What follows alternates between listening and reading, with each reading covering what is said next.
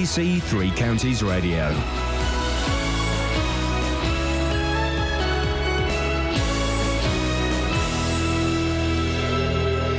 It's 6 o'clock. I'm Simon Oxley. The headlines: Bucks County Council criticised over children's services. Family of Hearts soldier say his death could have been avoided, and praise for train driver after shopping trolley left on the line. BBC Three Counties Radio. The Chief Executive of Buckinghamshire County Council has been told to stand down from a panel overseeing the improvement of children's services.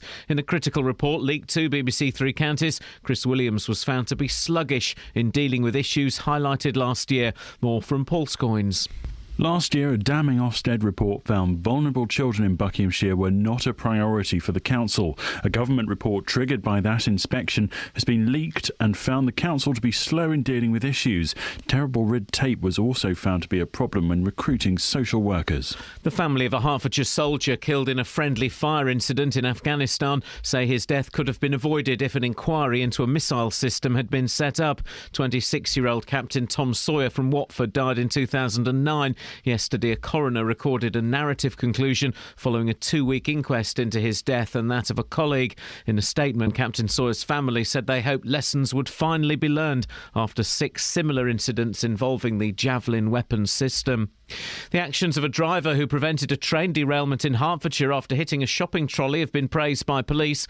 Govia Northern, the train company involved, is offering a £1,000 reward for information following the incident at Welwyn North. Detective Inspector Chris Neeson says it was a deliberate act of vandalism. It's taken effort and it's obviously quite deliberate and reckless to throw a trolley from a bridge in front of a train that's coming is absolutely stupid. It's certainly a criminal act that we will deal with. An RAF plane has landed in Sierra Leone to help in the possible evacuation of a British military healthcare worker who's tested positive for Ebola. The woman will be assessed by experts before a decision is made. A teenager remains in custody after being arrested over an attack on a Watford supporter after last Saturday's game at Wolves. The 18-year-old was arrested yesterday morning. Father of 2, Nick Crewis, has been left critically injured. A fundraising page set up for the 44-year-old from Hemel Hempstead has now raised nearly £25,000. Production companies have been given extra help to shoot movies in Hertfordshire. All 10 councils have signed a charter, making it easier for crews to film in the county. Conservative Deputy Leader of the County Council, Chris Hayward, says it's an important step forward. Well, the one thing about Hertfordshire is we're never complacent about anything because things can change. Yes, it's quite true our film industry is doing well and we're delighted about that. But we're in a competitive environment. We have to compete with other parts of the country that also want to woo this business. So we can't stand still. We always have to be one jump ahead of the game.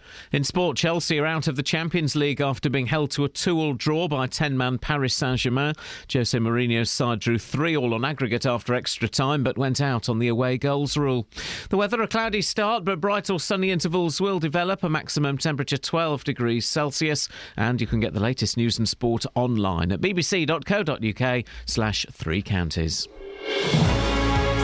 Thank you, Simon. Morning, Iain Lee, BBC Three Counties Radio. I got up late this morning. I didn't wake up until 19 minutes past 4. Flip-de-dee.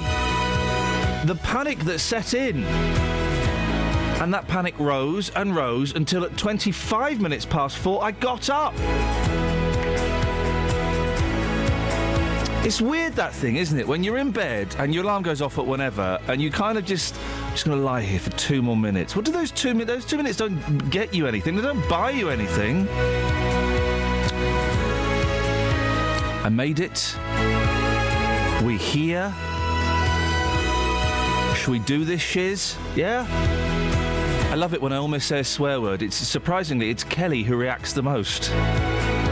Her tiny little rabbit-sized heart sinks. You could do that, Kelly. If ever you needed a heart transplant, and I pray to God you don't, you can have my rabbits. Oh, thank you. No worries. He's annoying.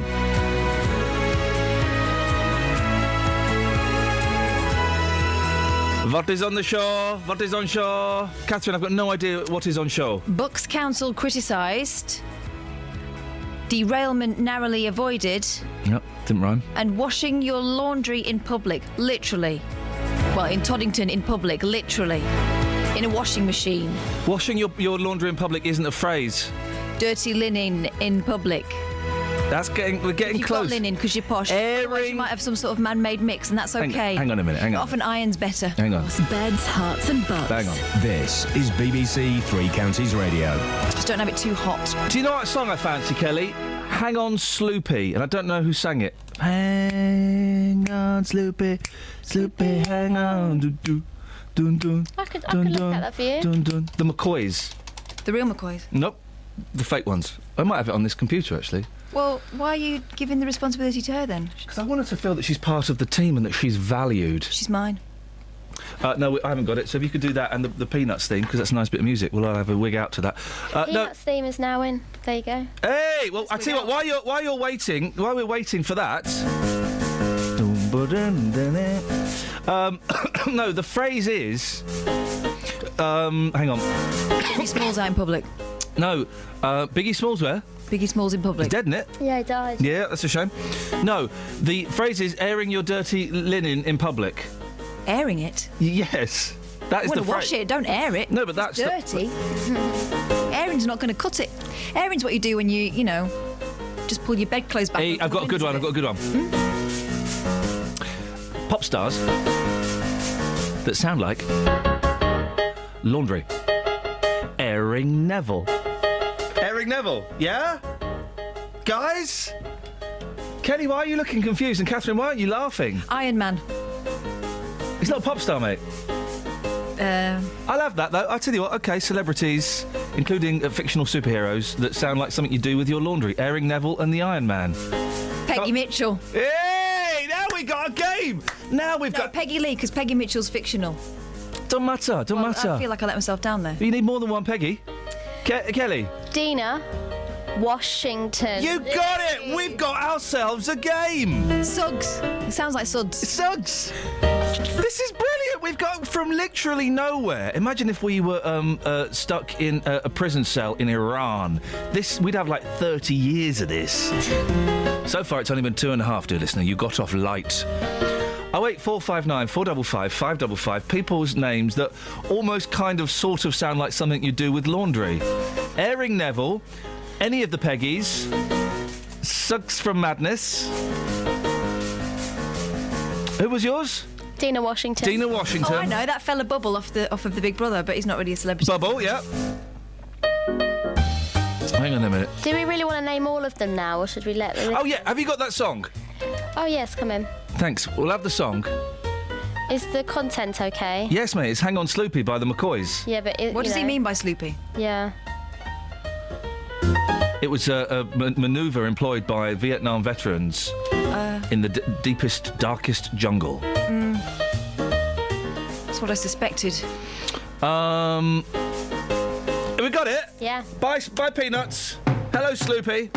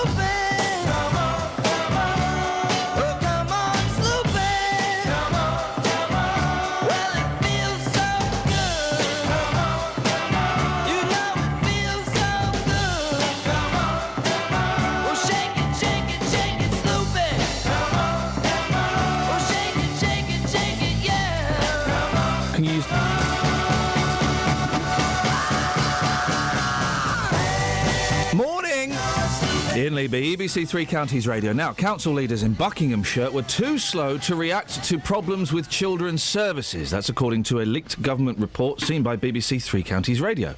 It was commissioned by the Department for Education after the county council was given an inadequate rating by Ofsted last August. Well, Paul Scoins has got more on this. Paul, why are the council leaders in the line of fire with this report? Well, Iain, they've been absolutely slammed in this report, which really says that they were sluggish to deal with some of the problems that were highlighted last year, and that is unfortunately something which has gone from the very top to the bottom, and it particularly highlights the chief executive of the council, Chris Williams, for not dealing with quickly things that came across his desk, reported up to him from officers, and also the political leadership, who it just seemed not to be a priority for them, the care of children in their responsibility. What more does the report say? Well, it shows that there's a lot of red tape in the organisation. So, for example, recruiting staff took a very long time. The line that I particularly thought was quite shocking was that it took 54 forms to recruit an agency social worker, and sometimes that would take a month. The report said it would only take a couple of days. And as a result of all of that red tape and the general feeling that things weren't changing, staff morale was very low. And this is, I suppose, a real concern when you're dealing with children in the most vulnerable positions who need the councils to step in and deal with them at desperate times. 54 forms? That sounds crazy. Yes, indeed. And unfortunately, they're not able to hold on to those staff as well. We've done this story before, Ian, on our show, when, we have problems with social workers who just, see London as a more lucrative option. And that happens in Hertfordshire too. But Buckinghamshire had a particular problem with it. And that was one of the issues that they were having.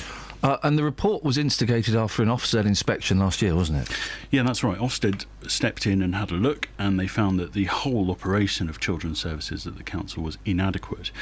And that really led to a number of investigations, not just within the own council itself, but the government stepping in, sending in this team of external investigators to have a look. And this is the report that is due to be published in several weeks. I've had it leaked to me and several others at Three Counties as well. And that report is now currently, this one we're talking about, is currently with the Minister, and he'll make some comments in the next couple of weeks. Who's this? So Chris Williams, the Chief Executive Chris Williams, what's his role in this, and what's he said? Well, as Chief Executive of the organisation, I suppose he is the man in charge of overseeing the way that Bucks County Council deals with its looked after children. They're called corporate parents. So basically they are essentially the parents of some of these children who either don't have parents or are in care. And he was overseeing the board which was changing the services after this bad report last year. And this report has called for him to step down from that. He accepts these findings, and he's going to do that. So he's stepping down from that board. There are obviously calls from opposition councillors and from other parties that he should resign, and also the leadership of the council should resign too. And the council's response, they've issued a statement, I'm assuming.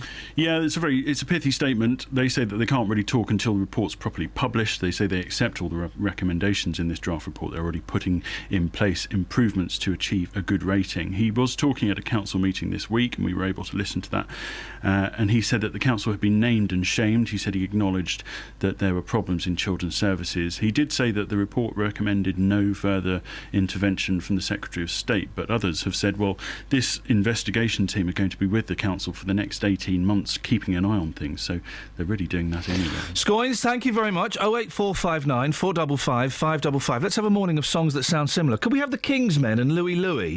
Because it sounds exactly like Hang On Sloopy by the McCoys, but both are excellent. Both work. They just sound identical, I think. Okay. I tell you why I'm inspired by this. This isn't, but I'm back inspiring myself. I'm back-spired. The Pharrell Williams and Marvin Gaye. Has anyone played those two songs back to back? The Pharrell Williams and the Marvin Gaye. Well, apart from the Court. Because apparently they don't sound alike. They just got the same vibe. No. No? I would suggest that they are too similar. Really? Yeah, I remember hearing it and thinking, gosh, that just sounds like... Can we get the two? And yeah, sure. I tell you what, let's get the two. We'll do that after 6:30. We'll get Dealey on, because he's a musical expert. And we'll chew the fat. We'll chew the fat with Dealey. That's a new feature. Chewing the fat with Dealey. Chewing... No. You nearly said something vulgar, didn't you? Well done for censoring yourself. That's progress. You're developing as a human spirit. Travel news for beds, cards and bugs. BBC Three Counties Radio. On the M25 clockwise, there's been an accident between junction 21A for the M1 South and 22 for St Albans because of a lorry accident yesterday evening, and it's still causing delays this morning, closing a lane. On the A1M, that's moving fine through the roadworks between junction 1 for the M25 and 2 for Welham Green. And having a look at the speed sensors in Amersham on the A416 Sycamore Road, there's roadworks at the turning for Hill Avenue, but they're not causing any delays at the moment. And on the trains, Abellio Greater Anglia have 15-minute delays between Bishop Stortford and Liverpool Street. It's because of a power problem at some of the level crossings between Enfield Lock and Northumberland Park. Samantha Bruff, BBC Three Counties Radio. Thank you, Sammy. Coming up in 15 minutes, we're going to be chewing the fat with Justin Dealey. This is you know when Zuckerberg woke up from a virginal dream about women that he'd never seen naked before because he was Mark Zuckerberg, and he went, I got an idea for a thing called Facebook. The Facebooks. And everyone's going, what are you talking about? And he went, it's going to be really big. I'm getting the same vibe that Zuckerberg had when he woke up from that dream. I'm getting the same vibe about chewing the fat with Justin Dealey. This is going to be massive. 6:17. It's Thursday, the 12th of March. I'm Iain Lee. These are your headlines on BBC Three Counties Radio.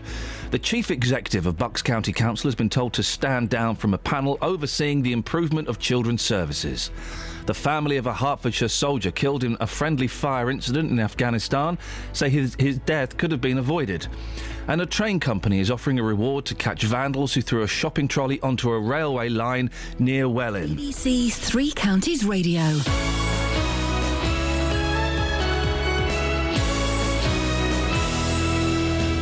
Every Sunday morning from 9. I play soul music. I've always had a deep love of soul music. Soul music is such happy music anyway. When I say soul music, I'm talking about Motown and Philadelphia. Tony Blackburn. The artists that I'd play really would be people like Luther Vandross, Alexandra and Neil, Sister Sledge, a lot of the Motown, Diana Ross and the Supremes. With 2 hours of great soul music for Sunday morning. There's some good new soul records that come out. I do include them, but they're mainly classics. Most people like hearing music from the 70s and 80s, and particularly the jazz funk era. Tony Blackburn. Music has been and always has been a very strong part of my life. Every You're Sunday a DJ, Tony. That's why. On BBC. He's a DJ. That's why it's a strong part of his life. I mean, I don't want to, point out the obvious to him. He's a lovely gentleman, but he says his music's been a strong part of his life. Well, it's his job. Yeah, exactly. So, the people that sound like something you might do with washing, Airing Neville.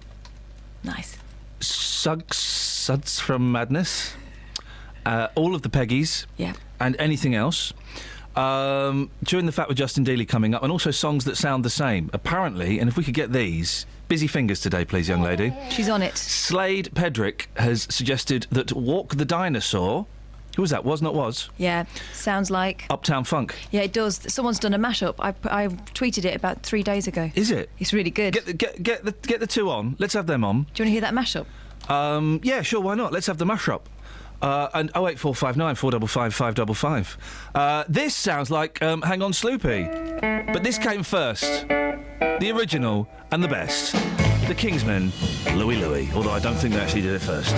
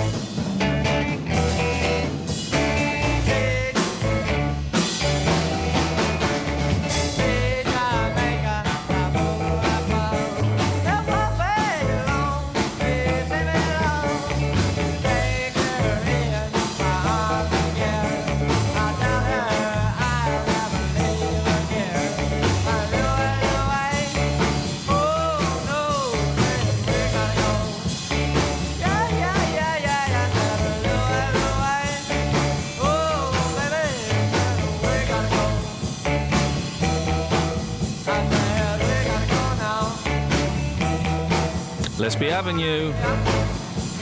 08459 455 555. Thank you, Kingsman. Now, police have praised a train driver for preventing a train derailment in Hertfordshire after hitting a supermarket trolley left on the track. Rail operator Govia Northern is offering a £1,000 reward for information about last month's incident near Welwyn North. Well, Roger Perkins is their spokesman. Morning, Roger. Hello. So what happened? Well, it was at Welwyn Garden City. It was the 10th of February, Tuesday.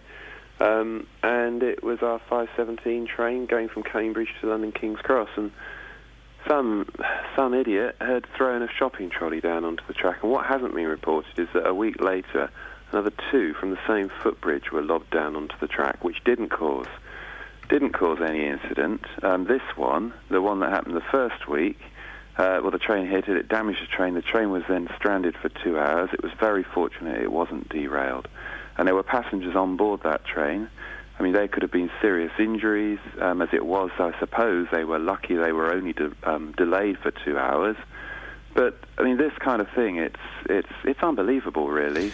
So it's happened. So 3 trolleys have been chucked onto the track. One a serious incident where the train hit the trolley. How important was the driver's role in preventing anything worse happening there?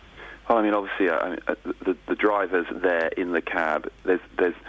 He can't move away from, he can't steer around a thing like that. What he has to do is very quickly hit those brakes, bring the train to a halt as quickly as he can, which of course he did, and then follow safety procedures to make sure that everyone stays on the train, which is the safest place to be. Is he all right, the driver? Because that must be a real shock to the system to see something, you're travelling on a train track, you expect it to be clear, and then something, is in the way. Well, this is one of the points. I mean, there are 2 really important things here I'd like to say. I mean, one, the safety of our passengers is paramount, and that's why we've put up this reward to identify whoever's doing this, because very clearly, it is a wanton act. It's something that it's not just mucking around, is it? I mean, someone here is thinking, I want to cause some harm.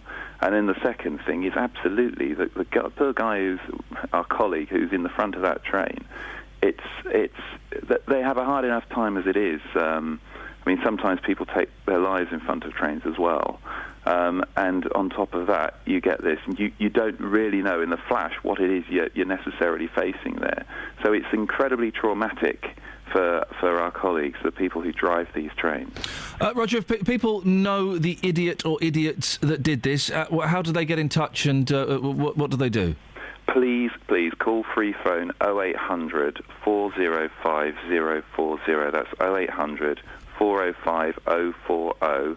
They can also text 61016, and that gets you through to British Transport Police, who are working together with us on this.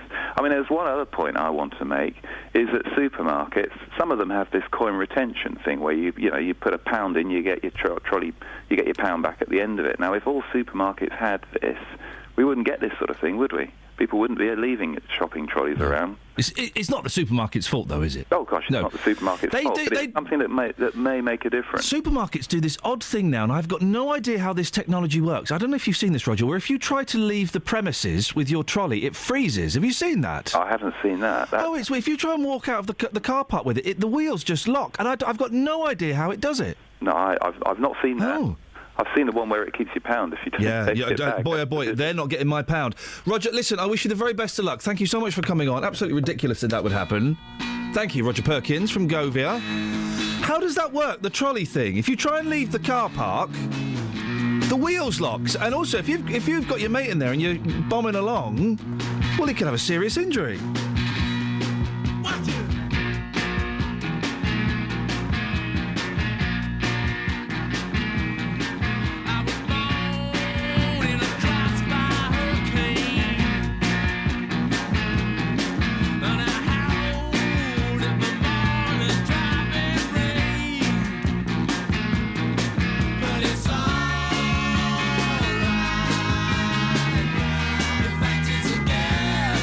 But it's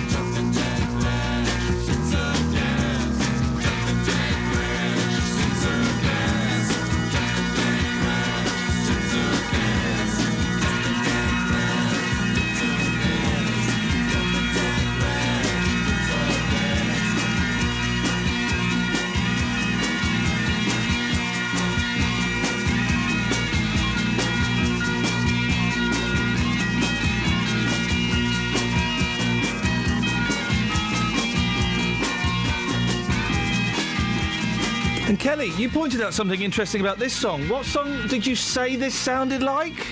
Jumpin' Jack Flash. Yeah, do you know why, mate? Because it is. Is Jumpin' Jack Flash, you plum? Travel news for beds, cards and bugs. BBC Three Counties Radio. On the M25 clockwise, there's a lane closed between junction 21A for the M1 South and 22 for St Albans. And having a look at the North Orbital Road on the speed sensors, it's starting to build up around the M25 junction 21A roundabout. In Milton Keynes on the A421 Standing Way, there's roadworks at the Kingston roundabout, so expect delays there later on. But it's not looking too bad at the moment, looking at the speed sensors. And on the trains, Abellio Greater Anglia are reporting 15-minute delays between Bishop Stortford and Liverpool Street. That's because of a power problem at some level crossings between Enfield Lock and Northumberland Park. Samantha Bruff, BBC Three Counties Radio. Across beds, hearts and bugs. This is BBC Three Counties Radio.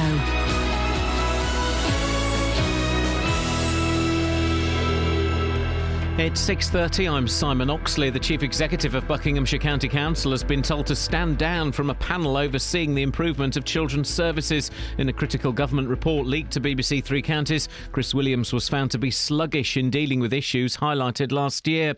The family of a Hertfordshire soldier killed in a friendly fire incident in Afghanistan say his death could have been avoided if an inquiry into a missile system had been set up.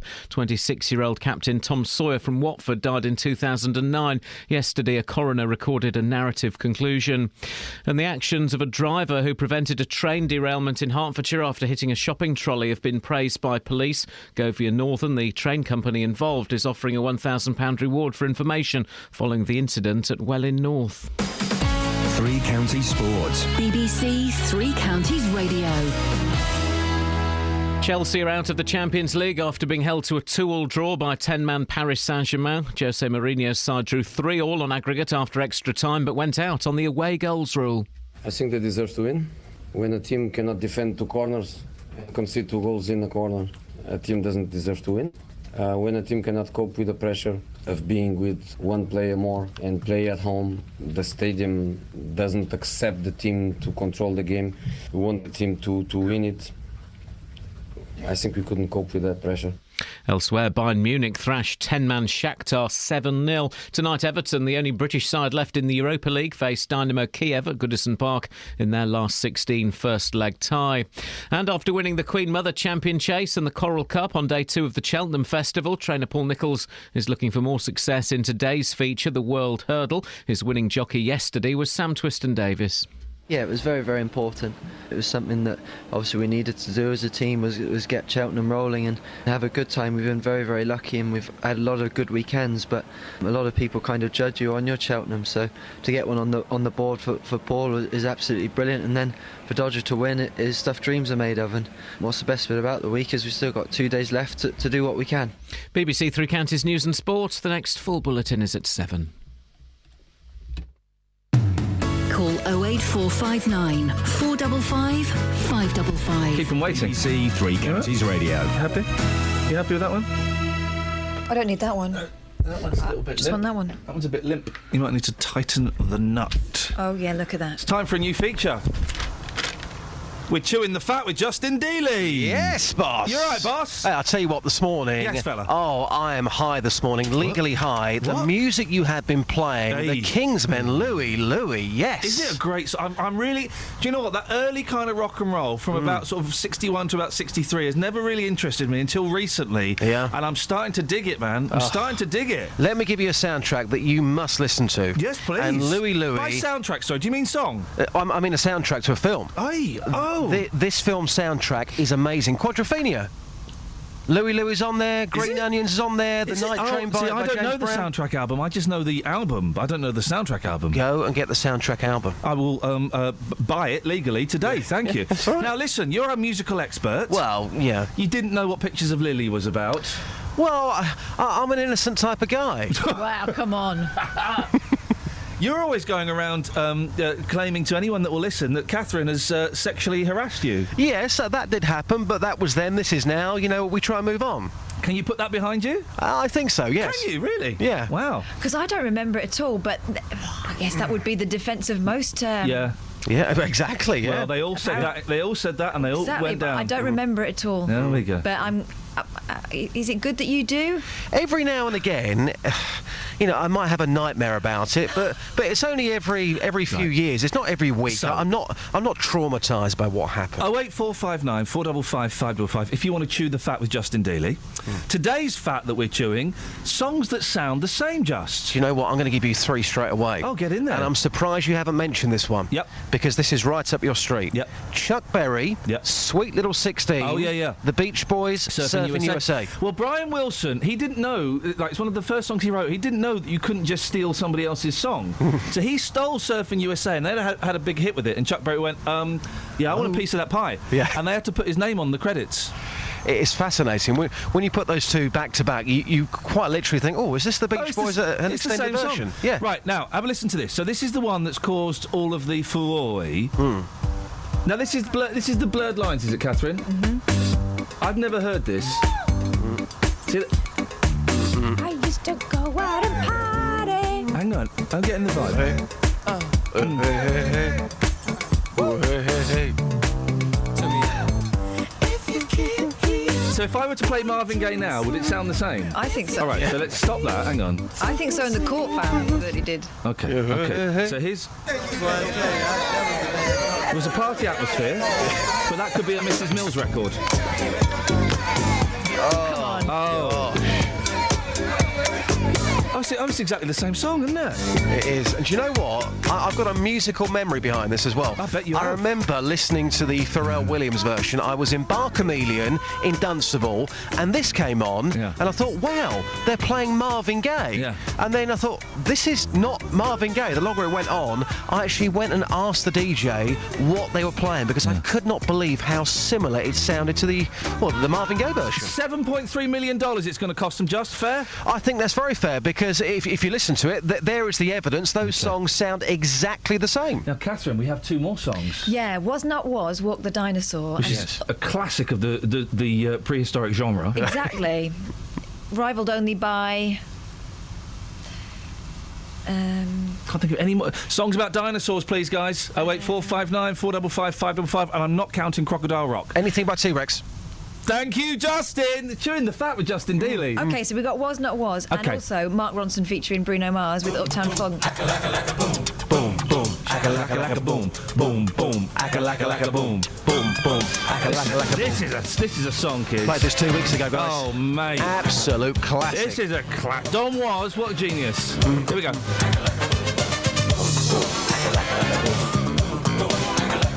Yeah. Like this 30 million years ago. Cigarette. Okay, so if I play the other one now, we'll know it, will we? Here we go. I think so, yeah. Oh!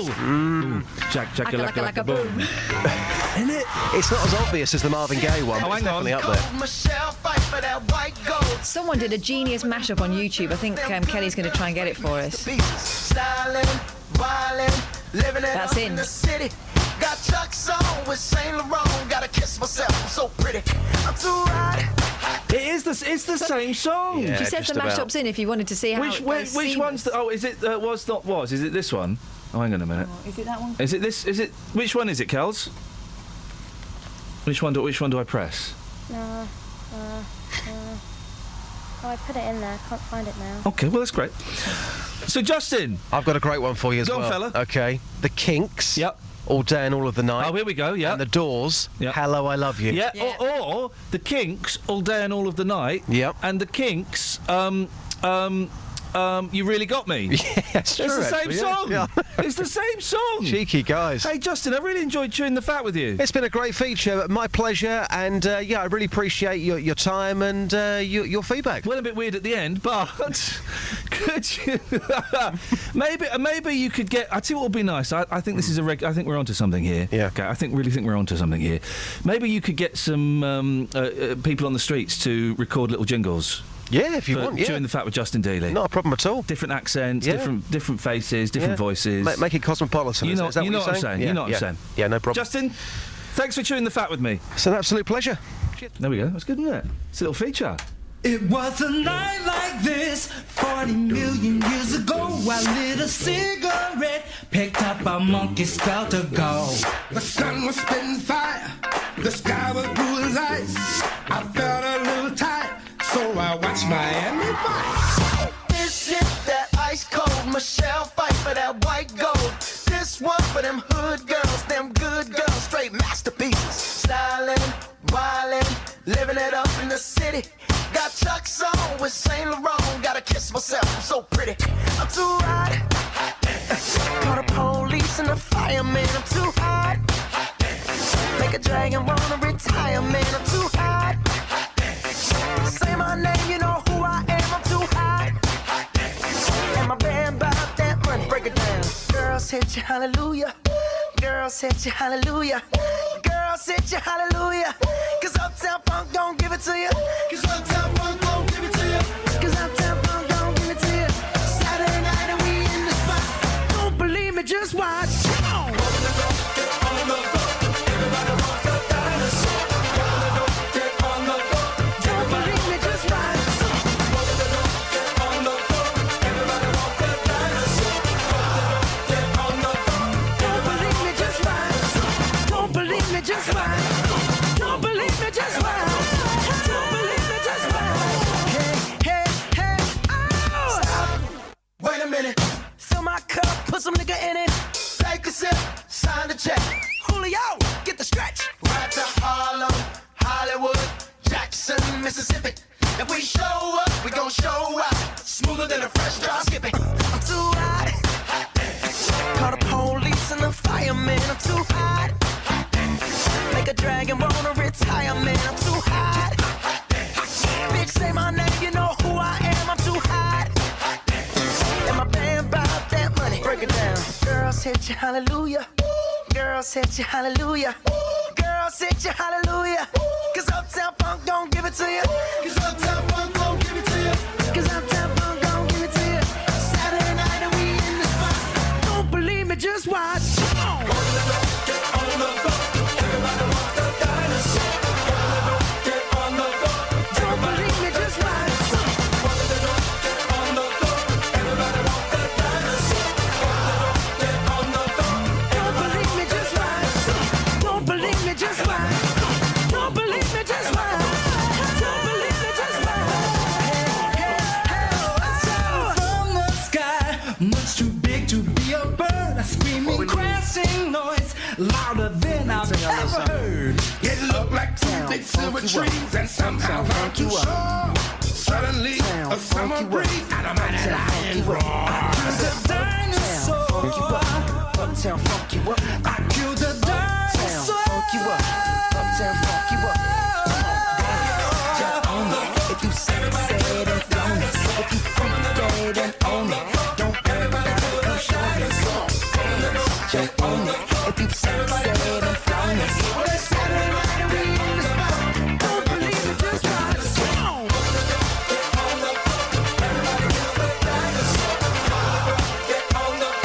Don't believe me, just watch.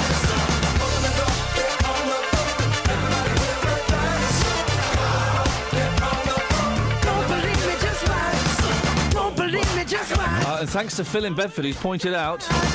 Oops, upside your head. It said, oops, upside your head. Oops, upside your head. I said, oops, upside your head. I said, oops, upside your head.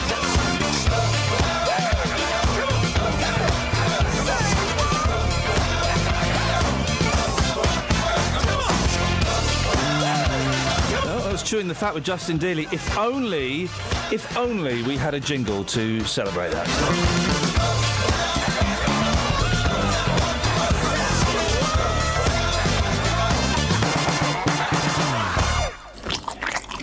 Chewing the fat with Justin D.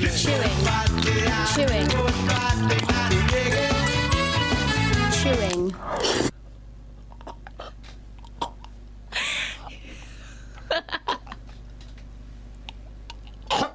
That is the most disgusting thing I've ever heard in my life. But I like it. How did you get that chewing noise? Just chewing. What were you chewing? Really? Gosh, wowzers, at this time of the morning, Kelly Betts, you really do. Let's have that one more time. Chewing the fat with Justin Dealey. Chewing. You didn't just make that in about 45 seconds. Surely that must have taken you days. Minutes. You can tell that she sometimes works on like proper radio stations because there was actually a little bit of production values in there. But Was there? A smidge. it was this bit, not that bit. Chewing the fat. Six music, isn't it? Chewing. So, what does Six music sound like? Chewing the fat with Justin Dealey. Chewing. It's the most disgusting thing I've ever heard, but I like it. Thanks, though, Kels. You're welcome. If you want to make any more jingles throughout the morning, just for anything. Just for anything. You go for your life, All girl. right, I will. We'll look at the papers in a bit, shall we? Oh, yeah. Okay. Travel news for beds, cards and bugs. BBC Three Counties Radio. On the M25 clockwise, there's still a lane closed between junction 21A for the M1 South and 22 for St Albans because of barrier repairs after an accident with a lorry yesterday evening. On the A1M southbound, it's looking slow around junction 7 for Stevenage, and in Amersham, looking at the speed sensors on Sycamore Road, it's looking fine, but there are the roadworks at Hill Avenue, so that could cause delays later on this morning. On the trains, Greater Anglia reporting 15-minute delays between Bishop Stortford and Liverpool Street. That's because of a power problem with level crossings between Enfield Lock and Northumberland Park. Samantha Bruff, BBC Three Counties Radio. Thank you very much. Right, 6:46 or thereabouts. It's Thursday the 12th of March. I'm Iain Lee. These are your headlines on BBC Three Counties Radio. The Chief Executive of Bucks County Council has been told to stand down from a panel overseeing the improvement of children's services. The family of a Hertfordshire soldier killed in a friendly fire incident in Afghanistan say his death could have been avoided. And a train company is offering a reward to catch vandals who threw a shopping trolley onto a railway line near Welling. Let's get the weather. Here's Elizabeth. Beds, Herts and Bucks weather. BBC Three Counties Radio. Morning. It's going to be a really nice day again across the three counties. We'll get away with it once more. Blue skies and sunshine. We're starting off the day on around 6 or 7 degrees Celsius. A little bit of cloud around. That should clear to give us at least some hazy sunshine through the morning, leading to long spells of sunshine in the afternoon. And we're looking at top temperatures today of up to 12 or even 13 Celsius across the three counties, which of course is 55 in Fahrenheit. Just a light southerly to southeasterly wind. Now, overnight tonight, there's a weather front coming in from the west, so things will cloud over, and we could just see some outbreaks of rain for a time. I think most likely over western areas of Buckinghamshire. The western extent of this rain is a little bit up for debate at the moment, but you could well wake up to a bit of a wet morning tomorrow. Overnight lows of 5 or 6 degrees Celsius. Where we do get the rain, or the cloud, then it is going to clear into tomorrow afternoon. So a bit of a wet or even just a cloudy start tomorrow, but we will see a much brighter afternoon. And then for the weekend, well, it's looking particularly horrible actually. It is going to stay dry, but there'll be a lot of cloud around. We've got an easterly wind, so very, very chilly winds, I'm afraid, all the way from Russia, just for Mother's Day on Sunday. And we're looking at top temperatures of only around 7 or possibly 8 degrees Celsius. Just compare that to the 17 that we saw last weekend. That's the forecast. On FM, AM, online and digital radio. This is Iain Lee. On BBC Three Counties Radio. Songs that sound the same. Martin says Bus Stop by Graham Gouldman. I don't know that song. Noel Gallagher, Ballad of the Mighty. Well, all of them. Do you mean Bus Stop by the Hollies? No, he says Bus Stop by Graham Gouldman and Noel Gallagher, Ballad of the Mighty. I don't know. The only... I don't like Oasis, but then I thought, actually, there is one Oasis song I like. She's Electric. It's a good song, that, isn't it? The rest are rubbish. And here's the David says, it's an obvious one, Uptown Funk and the Really Wild Show theme. I don't know. Kelly, I'm really making you work today. What do you want? The Really Wild Show theme, please. Coming. What is she on? She's far too chilled. It's a little rabbit hut. Yeah, tiny. Or you could get the Really Wild Show thing, can you? Or you could get like a little battery from a dolly. I don't know the Really Wild Show theme. No. Well, we'll find it. little rabbit heart out there will sort it out for us. While she's doing that, we should probably have a look at the papers. Let's have a quick look. Yes. Furious councillors. This is in the Daily Mail. Sorry, Daily Express. Page 22. Morning. Underneath a rather delicious-looking lamb leg. Oh, I fancy a shank. Oh, anyway, so furious councillors have slammed a colleague who is moving to the US but refuses to quit his seat. Yeah. What? Yeah. Former banker Brian Riley. Former? Just to add extra celebrity interest, his daughter works for Sky Sports. Oh. He will move next month from his home in Hadley, Suffolk to Raleigh in North Carolina. But he has no plans to quit Suffolk County Council, where he's been sitting as a Tory, insisting he'll be able to keep in touch with issues by Skype. Now, he's had the Conservative whip removed, so he'll be standing as an independent, but he doesn't have to give up his seat till 2017. As long as he appears at 2 meetings a year, physically appears, that's all he's got to do. What a chancer. It's incredible, isn't it? 08459 455 555. Scott has tweeted in, why don't you get women to ring in with their own chewing noises? We can do that, it's an idea. But who is this who tweeted this? Let me just quickly do this, and then we've got to do Beavis introducing. So David says, one obvious songs that sounded like the Uptown Funk and the Really Wild Show theme. Well, let's just have this is Uptown Funk, okay? We all know this huge hit. Oops, upside your head. Boom, boom, shakalaka, boom, boom. Oops, upside your head. Oops. Right, so that's that. Now, I don't know the Really Wild Show theme, so let's see.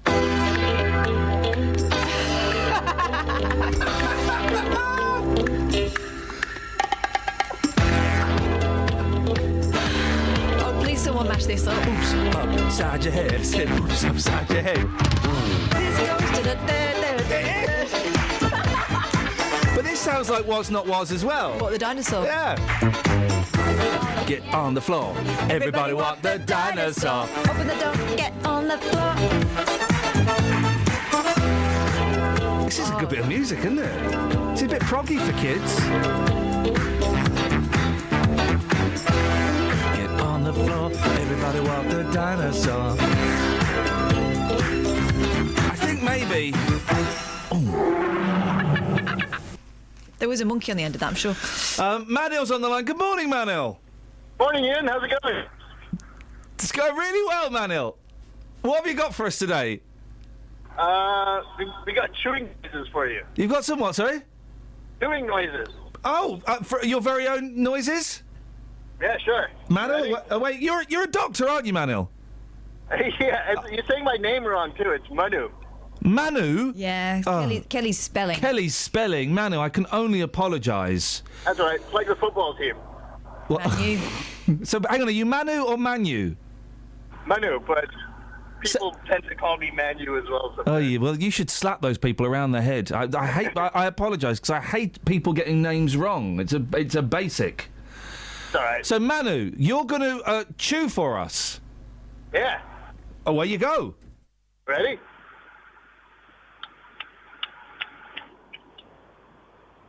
Did you get it?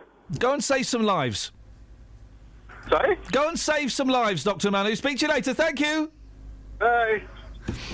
Sort your life out. He sounded, let's be honest, he sounded disappointed. I don't know what he was expecting would happen to him after he did the chewing, but he sounded disappointed, didn't he? I think he thought we were supposed to, I don't know, maybe we didn't praise it enough. Manu, he's gone. We've let him go. That's probably the best for everybody concerned. If you want to phone up and make a chewing noise, you're more than welcome to. That was a professional chewing. I was a doctor. Kelly Betts. Yes. BBC Introducing. Yes. Give it up. You want me to give it up? No, I mean... You're actually really good at it. I'm speaking as though I were talking to a Kardashian. I'm speaking hip. Give it up. Oh, OK. No, actually, I seriously think as a career move, you should probably give it up. Really? I think I'm really good at it, though. No, I'm speaking like a Kardashian. Give it up. Oh, OK. Keep your Saturday nights free. Oh. You're young. You've got a rabbit's heart. I'm really good at it. No. I find all the best songs. You've misunderstood me. All of our acts that I put forward for festivals last year were picked. Well, that's why you should give it up. Glastonbury, Reading and Leeds. You should give it up. Park, One Big Weekend. Give it up, then. OK. Give it up. Give it up? Yeah. What, just not do it anymore? No. I'm saying give it up. Oh, OK. So BBC... You've reached the peak. You can't go anymore, so now's the time to knock it on the head. Give it up. But I'm really good at it, though, mate. No, what I'm saying now is knock that on the head, that little rant, and give it up for the boys and girls. So BBC Introducing is a show every Saturday night from 8, and we showcase the best in unsigned and undiscovered and cool, hip new music from around the 3 counties. And each week we add a track to the playlist. I can see your finger going. Well, because you're going on for flipping ages, and it's a long song. We've told you should give it up. But I'm really good at it. Please, just... This is Amber Run, they're from Buckinghamshire, it's Noah. Oh, you made me speak over it now. Well, I'm not making you speak over it now. Well, you are a bit. No. Because I've got a reply. Sword and bolt will be my throne. Oh, I'm proud of what I've built and the things that I've done. Oh, and all of the people I've learned to love. We're singing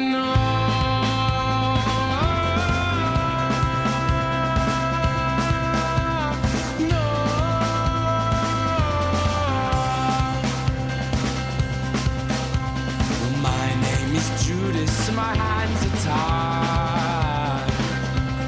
Oh, and even my presence is a warning sign that wherever you go and whatever you do, oh, your past will always follow you. Singing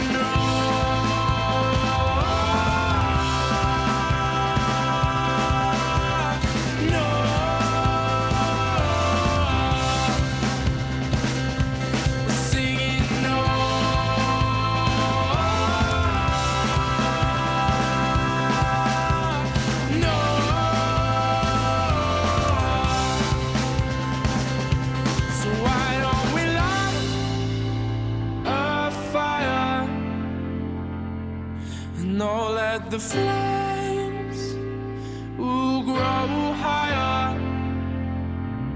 So why don't we light a fire and leave the rest behind?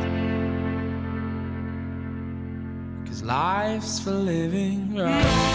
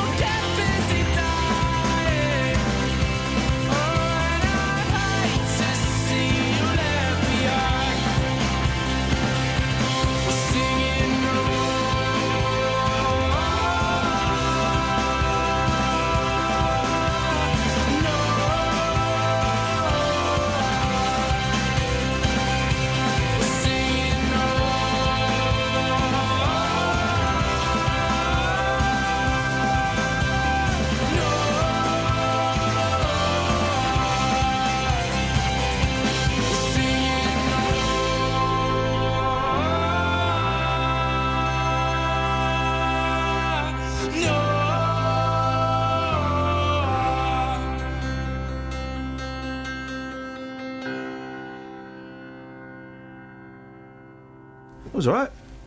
It was alright, that one. You like it? Well, yeah, and you've just tweeted that I'm a fan. Yeah, you said...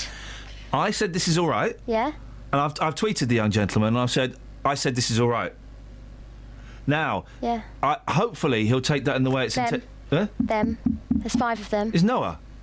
Noah's the song. What? This is really turning everything on its head. Amber runs the band from Buckinghamshire. There's 5 of them. I'm going right off them right now. Oh. They better sort out their name to Noah immediately, otherwise this will not be all right. I don't know if they're going to do that. I realise, I think in my head, right, I'm sounding really hip and funny and clever. No. Yeah, to them it's just an old fart on a breakfast show. Not just to them. Wow. Ooh. Travel news for beds, cards and bugs. BBC Three Counties Radio. On the M25 clockwise, there are delays because the lane's closed between junction 21A for the M1 South and 22 for St Albans. It's after a lorry accident yesterday evening. On the A1M southbound, looking at the speed sensors, and it's starting to look quite slow around junction 2 for Welham Green. And the M1 southbound's building up between junction 10 for the Luton Airport Spur Road and 9 for Redbourne. It's also looking quite slow on the approach to the M1 on the A5 southbound from Markgate and Lynch Hill towards the M1 junction 9 for Redbourne. And on the trains at Belleau Greater Anglia have 15-minute delays between Bishop Stortford and Liverpool Street. That's because of a power problem at some level crossings. Samantha Bruff, BBC Three Counties Radio. Thank you, Sammy. So, songs that sound the same, songs about dinosaurs, celebrities that sound like something you might do with your washing. Was there anything serious we were talking about? I hope not. Nah. 08459 455 555. Oh, and phone up and make your chewing noises. Local and vocal across beds, hearts and bucks. This is BBC Three Counties Radio.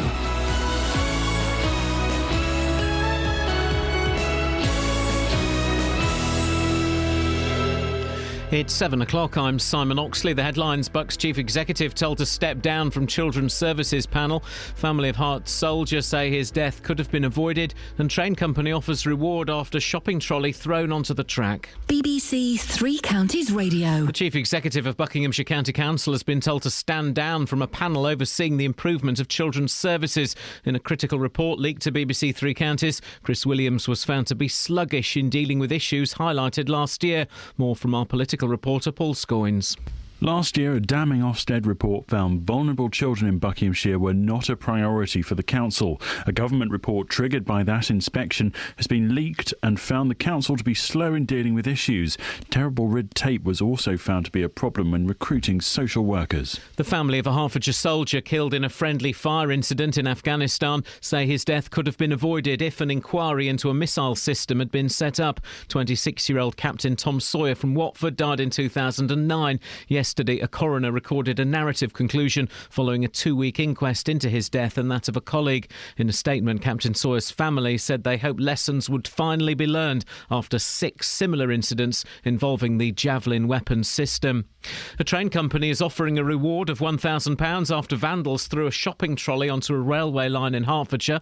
A train hit the trolley near Welwyn Garden City last month, but it's also been revealed that a week later 2 more trolleys were thrown onto the track. Detective Inspector Chris Neeson says it's a deliberate act of vandalism. It's taking effort and it's obviously quite deliberate and reckless to throw a trolley from a bridge in front of a train that's coming is absolutely stupid. It's certainly a criminal act that we will deal with.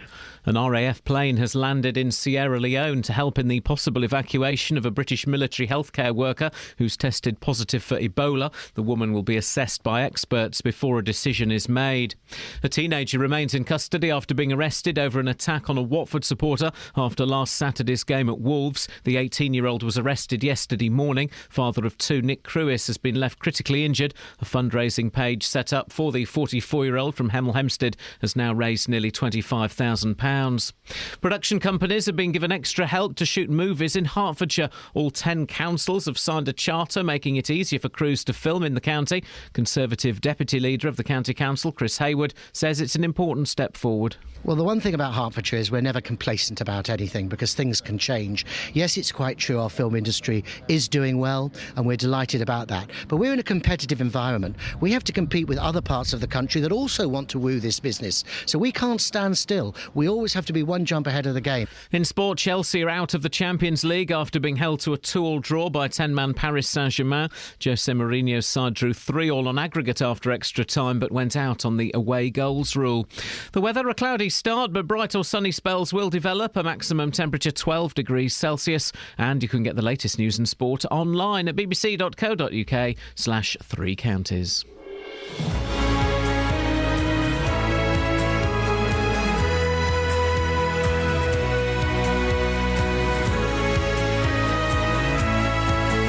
Morning, thank you, Simon.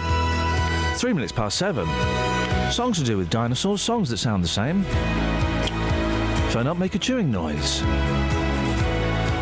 Oh, revenge. I've got to talk about revenge with the one story we wanted to do in the newspapers. And we're going to send Dealey out on it. Your stories of revenge, please. There is a disgusting story in the papers today It's very, very funny. But it's not... I'm not condoning it. It's illegal, but it's very, very funny. It involves balloons and a British Legion. 08459 455 555 is the phone number. Across beds, hearts and bucks. This is BBC Three Counties Radio. Now, council leaders in Bucks have been criticised for their handling of improvements to children's services. A leaked government report says council leader Martin Tett and chief executive Andrew Williams were sluggish to deal with problems. The report was commissioned by the Department for Education after the County Council was given an inadequate rating by Ofsted last August. Well, our reporter Paul Scoynes has been looking into this. What can you tell us about the report, Paul? Well, it's about, it's about as bad as it gets, Ian. I mean, they were, as you say, criticised badly last year and told to change things, and because of that, the government sent these inspectors in to have a look.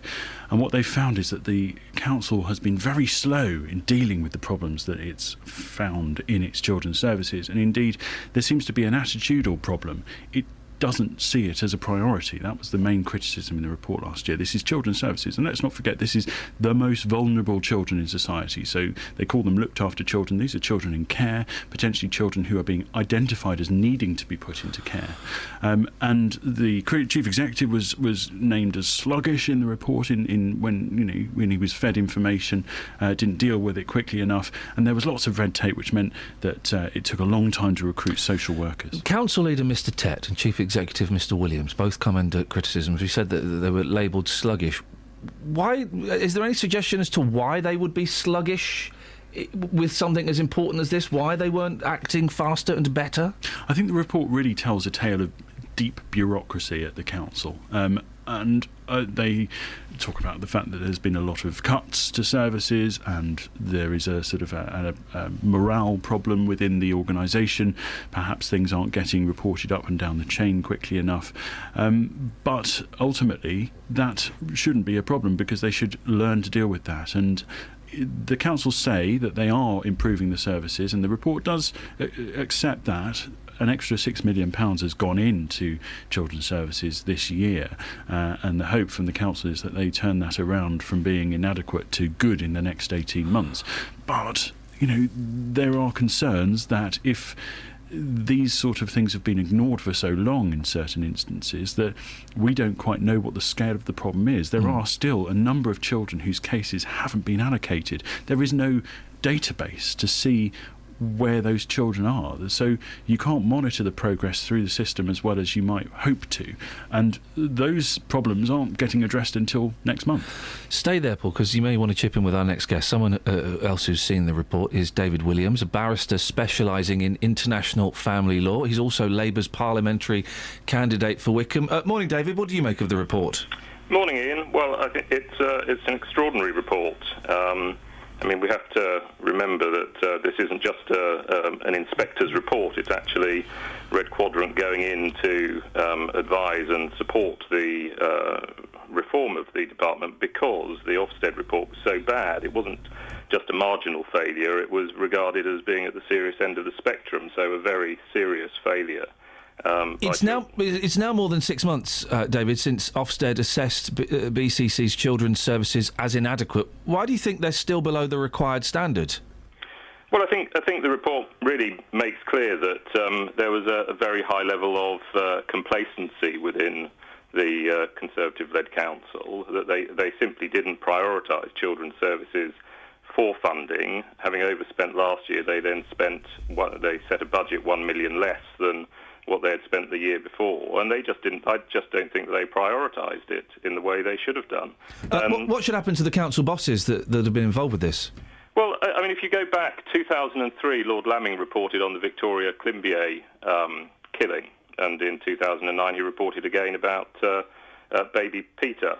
And so, these issues of lack of funding, children's services being a Cinderella service, as he put it, have been around for a very long while, and for a council to have failed so badly. No one's died in this situation, though, have they, David? Well, they haven't, but that's a matter of pure luck rather than anything else, because these sorts of failures in social services are exactly the sort of things which led to the deaths of Victoria Climbié and baby Peter. So I think it was complacency. It's a failure to prioritise children's services, a failure to allocate necessary funds, and as a result, they've had to pump in $6 million after the event, when if they'd put in $1 million or $2 million at the beginning of the year and prioritised it, they would have saved a lot more money. So I think really Martin Tett really needs to think about his position and probably should resign. I mean, ultimately the buck stops with him. I have to flag, of course, it's a Tory council and you are a Labour candidate, so you possibly would be more inclined to suggest they step down.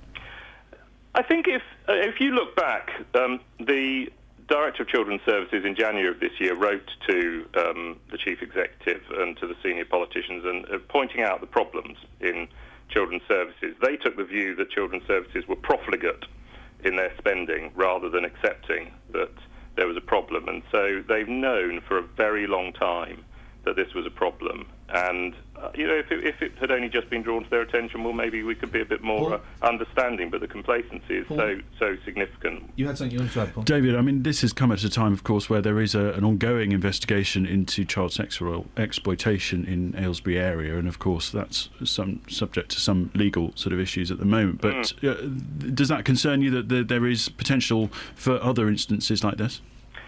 Well, absolutely. As I say, I think it's the prioritisation of children's services. It just wasn't recognised as an important service, I don't think.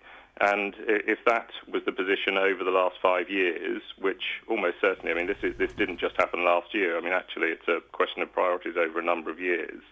One has to be concerned about whether the response to this is merely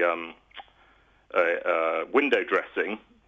Because they've been so heavily criticised, and what will happen once the spotlight is taken away. I mean, when you've got Red Quadrant saying in their report that when Ofsted provided their inadequate report, that the response of the council was more concerned about protecting the tarnished reputation of the council rather than child protection, that's a pretty serious matter. David, thank you very much. David Williams, barrister specialising in international family law, as we have to be so cautious these days.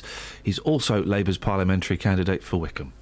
It's also worth noting, Ian, that the report does say that the council only acted when it was prompted to do so. So when a report told them to do something, it wasn't a proactive approach they were taking. It was very much in response to other things.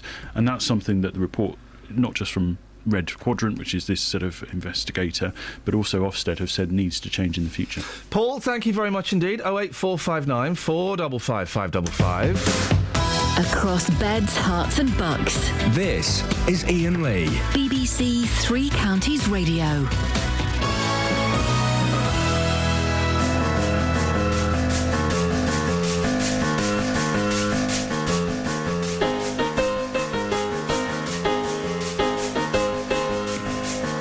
Anything on the texts, Boyley? Yeah. What we got? 81333. Start your text 3CR. Otherwise, it goes to another radio station, and all the other ones are rubbish. People who could celebrities who could get your laundry clean. Laundry celebrity. We started off with airing Neville. That was mine. You came up with Suggs from Madness. Suggs. Yeah. All the Peggies. Oh, hang on a second. All the Peggies are involved. Who else have we got? Maffin Hanslope suggests Joe Mangle. Oh, Maff, yes, 5 points, top of the class. And Mrs. Yeah. Get it done in half the time. Yep. John Dreyer from Luton. Well, sounds a bit like Dreyer. Luton Town. No. And them Detroit Spinners. Hey, yeah, we'll have them. Yeah, they're good. Hanslope. They're good, thank you, Maff. They're all from Maff. Yes. Hey, Maff, go and have a lie down. Are we accepting football ones? No. Because you don't believe in them, do you? I don't believe football actually exists, no. OK. Oh, the trolleys, by the way, that you can't get past a certain area of a supermarket. Yeah, but strangely, I've seen further up the hill. It's some kind of voodoo. If you try and push trolleys these days out of a car park, to help you get, the kids home, it jams. Tis no voodoo. What is it? Snuffers. Tis magnetic strip. Hey, Snuffers! How high above the magnetic strip would you have to lift the trolley to get it over? 10 feet? I don't think we should be encouraging such acts. No, it's science. We wouldn't have a cure for... no, we haven't got a cure for that, hang on. We wouldn't have penicillin if it wasn't for curiosity. No. Although it did kill the cat. Laziness is what gave us penicillin. How high would you have to lift a trolley over the wall of a car park to get it out to your house? I reckon no higher than a 15-year-old's shoulders, because I've Okay. seen them up the hill, so they've managed it somehow. Some of those 15-year-olds, though, are just... they're so big. Whenever I see a trolley, though, a lone trolley, Yeah. I do get the urge to pop a friend in. And wheel it wheel down them the hill. around, yeah. So- I'm often that friend. yeah, you would be perfect size. Yep. I won't let go. And then you say that as they're walking down a hill and you're standing next to them. It's, Don't do that. It's very dangerous. Naughty. guys, it is naughty, of course. Phil enjoyed Mashup. The Mashup he was. We'll be having Mashup Mondays. No. No, but think we it might we be will be having Chewing the Fat with Justin Dealey. That's a regular feature. Mhm. Got a jingle now, might as well use it. Go on then. Oh, right. No, we've done I it. thought you were doing a link to No. the jingle. Anything else? No, I think that'll do. Thank you.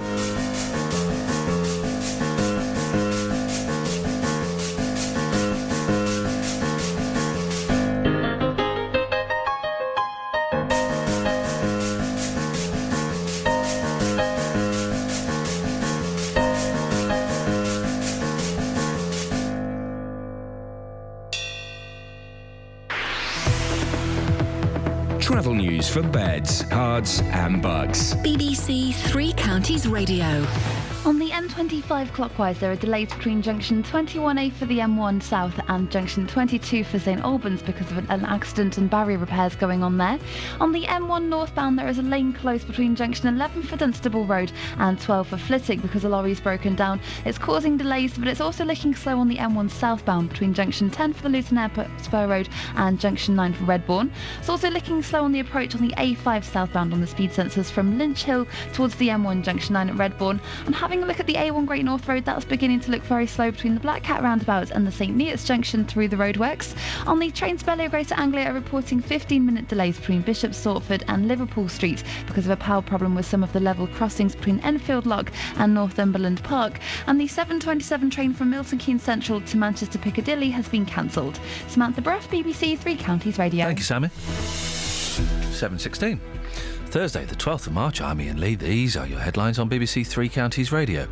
The Chief Executive of Bucks County Council has been told to stand down from a panel overseeing the improvement of children's services. The family of a Hertfordshire soldier killed in a friendly fire incident in Afghanistan say his death could have been avoided.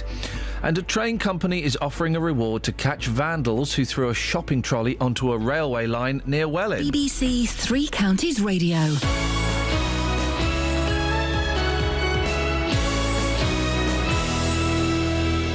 If you've missed any of the programmes here on BBC Three Counties Radio, you've missed things like this. It starts off with going to a needle exchange and there's support workers in there. In that treatment centre, it still hadn't got to the nub of the problem. It hadn't, no. But there is a way you can hear it all again. Lee from Luton began drinking at the age of 12. I'd wake up in the morning, the first thing on my mind would be a drink. bbc.co.uk/Three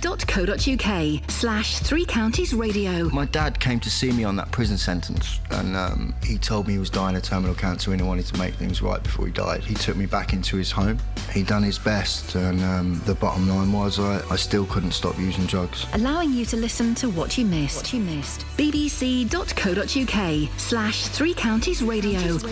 Now, a shopping trolley from a footbridge almost caused derailment near Welling North. A reward of £1,000 has been offered by the train's operator, Govia Northern, to catch those responsible. Well, Andy Botham is a train driver with 25 years' experience. Morning, Andy. Good morning, Ian. A shopping trolley chucked off a bridge onto a train track. Could it really cause a derailment? Yes, anything of that size, hit by a train going at speed, could cause serious damage. Because you always think that trains, they go so fast and they're so big and so powerful that it would knock something like that out of the way, but it could be very serious, could it? We do have guards on the front of the trains that are designed to move things out of the way, but if something like that got tangled up underneath the wheels and locked the wheels, then there is a possibility that it could derail. How common is this kind of thing, Andy? The idiots chucking stuff onto the track? Fortunately, it's not too common. Trespassers on the track and people playing on the track is a dangerous incident. Many years ago, under British Rail, we used to go into schools and explain the dangers of children playing on the track and what the consequences of doing such things could be, but that doesn't happen anymore. It's weird, isn't it? Because the consequences are, hey, you might get hit by a train or electrocuted. It seems pretty obvious, really. Yeah, but I think a lot of time, young people don't realise the risks of the things they do. No, of course not. It's a bit of fun, but it's not fun. Is there anything that the driver can do in a situation like this? Is it simply a case of whacking on the brakes and keeping your fingers crossed? I'm afraid that's what it is. I mean, in a train, obviously, you can't swerve to miss something, and normally the speeds that we're travelling at, by the time you see something like that and apply the brakes, you've hit it, because braking in a train is not like braking in a car, because you've got steel wheels on steel rail. Obviously, the brakes aren't as severe as in a car. So, yes, by the time you've seen it, you've hit it. Have you ever hit anything, Andy? Yeah, I mean, many years ago, somebody put 2 concrete sleepers on the rail because they thought it'd be a bit of fun. And great fun. Yeah, I hit that at about 90 miles an hour, and luckily stayed on the rails, but damaged the train immensely. I was there for about 4 hours trying to get the train moving again. Blimey. Then to put 2 concrete sleepers on is going to take a bit of thought, and is going to take quite a bit of effort as well. Yeah, I mean, that's not children playing, that's people, that's considerable grown-up people doing it for malice. Andy, can I go off on a very slight tangent? And I appreciate your thoughts on this. Were you into trains when you were a little boy? Because it's kind of the old-fashioned, what do you want to be when you grow up? Oh, a train driver. Were you one of them? No, I'd never thought of being a train driver until I actually got the job. No. How did you end up doing it? I was in the building trade when I first, and building trade died down. I saw the job advertised in the paper, and I thought I'd go and try it over winter whilst the building trade picked up. Yeah. And I loved it and stayed there ever since. And is it exciting, or is it? I always imagined it might be a little bit dull because you're just going in a straight line. I know, but my office moves about at 125 miles an hour, rushing through the countryside. I watch the scenery change every day, the weather change, and, I love my job. Fair play, Andy. Listen, I'm glad we got people like you doing it. Thank you very much for your time. Thank you, Ian. Thank you, mate. Andy Botham, a train driver. 25 years experience. Didn't he describe that in a poetic way? I wasn't expecting that. His office moves at 120 miles an hour and he gets to see the scenery change every single day. I wasn't expecting that kind of romantic bent. You know what it is? He's got time to think. Here's the thing, right? Who do we send into... And I've heard this mentioned many times before. Kurt Vonnegut, my favourite author, was always banging on about this. Not always. Who do we send into space? We send pilots and scientists. Why don't we send poets? Let's send poets and artists into space, because they could come. But what they could come back and tell us would be much better than the scientist. I came back and I got some moon rock, and we found out that if you do a wee-wee in space, it floats around. All right, brilliant. Yeah, but that's the stuff you want to know. Well, no, but I want to know. I want to know what it's like. I don't want to go to space. I have no intention of ever going to space at all. Even when you can buy, what is it we're going to get next year? Space cars. No, driverless cars. Different thing. But I'm never going to go to space. But I want an real artist, someone who's amazing at literally painting pictures or describing things with words. I want to know that. Don't you think it would drive them mad? So? To be up there on their own all that time. How long are they going to go up there for? Ages. They go up there for ages. They go up there for months. Well, first of all, they're not going up there on their own. Secondly, they'll go up there for like a weekend or something. Oh, that's how it works, is it? You can go up to space for a weekend in a spaceship. Of course you can. Are you nuts? You don't have to go up there for months. Yeah, you've got to go up there for ages. You're thinking about the space station. Yeah. I saw it in a documentary once. No, mate. You can just go up there and float around. Flap some about. Female cosmonauts. There were some male Americans. Yeah, and they were making space babies. Jeez, when will we ever learn? Call 08459 455 555. BBC Three Counties Radio. So, there's a story in the paper today, and I'd like... Well, your stories of revenge. This is a particularly horrible story. Go carefully. I'm going to tread carefully, although I suspect... we've got young ears listening. But I suspect the young ears are going to love this more than the mums and dads. I think so too. My 5 and 3-year-olds would find this hilarious. And it's not hilarious. This fella, it went to court, all right? So this is serious, and this fella got found guilty and was fined. He made a considerable mess. A vengeful drinker... Your stories of revenge, please. A vengeful drinker caused £2,000 worth of damage to an ex-serviceman's bar by pelting it with balloons filled with poo. Charles McGeary, 49, carried out the foul attack after the Royal British Legion Club barred him. I wonder why they barred him, if that's how his mind works. Bob Wilson, secretary of the venue in South Tyneside, said, "It was disgusting. I don't even want to think about how he got the excrement into the balloons." 4 words. Ship in a bottle. But the ship in the bottle is a con. You pull it with a bit of string. So you build it, and also you build it in there. Yeah. So that's a con. You build it flat and put it in. He didn't build a poo in a balloon. I don't know how he did it. I mean, I don't want to think... How do they do that? I don't want to think. McGeary of South Shields... Oh, that's the hum of deals warming up. Get the defibrillator on him. McGeary of South Shields admitted criminal damage and harassment. He was given probation, tagged, and ordered to pay the club £1,000. Now, it's disgusting. A man put poo in balloons and then fired them. Now, in my head, these balloons have also got helium in, and they kind of... Oh, they float. They bobbed along. I don't know if they were floaters. No. Were they floaters? If they did that, how would you get them to break? Catapult. Get your catapult. Well, this is getting more and more elaborate. Well, this is... maybe he just threw balloons filled with poo. In my head, when I first read this, though, I imagined they were floaters, and they had helium in, and they and when they got... A bouncing bomb. And then they were... There's a knock at the door. He knocks with a long stick. Bob Wilson comes out. Hello? Hello? Ding! He fires the balloon, and it hits Bob Wilson full on the head. It's a disgusting story, Justin. It is disgusting, but I fully agree with disgusting and revenge stories, as you know. Are you prepared? And if you're not prepared to, I won't. Yep. Are you prepared to tell your story of revenge? This story made me think of you, mate. OK, no problem at all. You're going to tell it? Yeah, I will tell it, but are the listeners ready for this? Come on. Is the court ready for this? Is the Ofcom, the Daily Mail, ready for this? We're not encouraging this. Yeah. And it all turned out OK in the end. Dealey was a different man when he did this. Go on, Justin. I've got 2 stories, but I think the one which caused the most chaos was on a lad's holiday, and one of my friends... Hang on a second. I need to get some... I've got to tidy up my boxes here, because I need to get you some... By the way, I'm live in Toddington. Yep. And I'm reporting on a new 24/7 laundrette here, which is open air. Shut up. No, seriously. Shut up. No, it's open air. It's an open air laundrette. The question is, do I take my clothes off in public this morning? If I do, what is the worst that could happen? Well, is it cold? It's not very cold, no. Well, then I'm just thinking about management issues, you know? Let's hear your story of revenge, Justin. Okay. So I was on a lad's holiday, and one of my friends, Adam, was being a pain in the backside, and he was annoying me so much.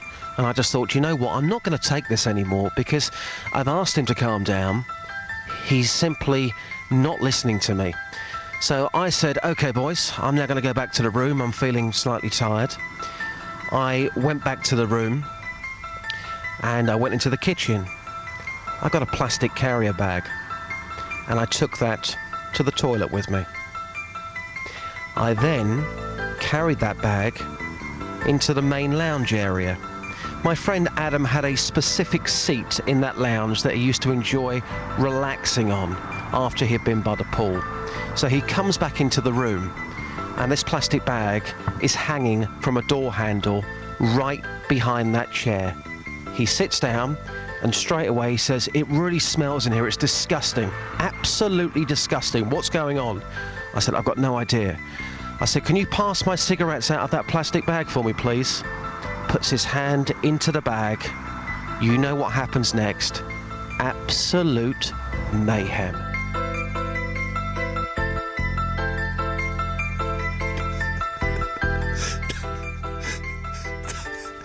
That wasn't even the story I was thinking about. Justin, that wasn't the story I was thinking about. No, is there more? I've got quite a few revenge stories. You're such a horrible man. I've not heard that one before. No, there was footwear involved in the one we were thinking of. Oh, that one. We'll do the footwear one later on. Justin, can you, as well as open air washing, can you take that to the streets, please?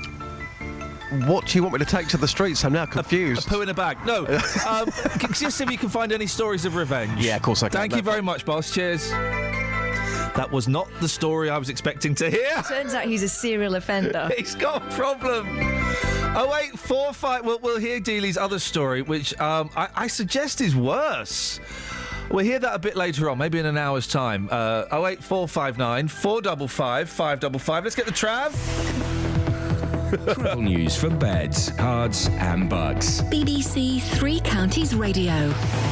On the M1 northbound, there's a lane closed between junction 11 for Dunstable Road and 12 for Flitwick. That's because a lorry's broken down. And on the M25 clockwise, there are delays between junction 21A for the M1 South and 22 for St Albans because of a lane being closed. In Hemel Hempstead on the A41 southbound, it's looking slow from the Hemel Hempstead turn-off at Two Waters Road, southbound towards the M25 junction 20 at Kings Langley. And on Park Street on the A414, that's looking busy round the Park Street roundabouts and the North Orbital Road. On the train to Bellevue Greater Anglia have half an hour delays between Bishop Stortford and Liverpool Street because of a problem with some level crossings. And looking at the train departure boards, the 7:55 service from Bedford to London St Pancras has been cancelled. Samantha Bruff, BBC Three Counties Radio. Across beds, hearts and bugs. This is BBC Three Counties Radio.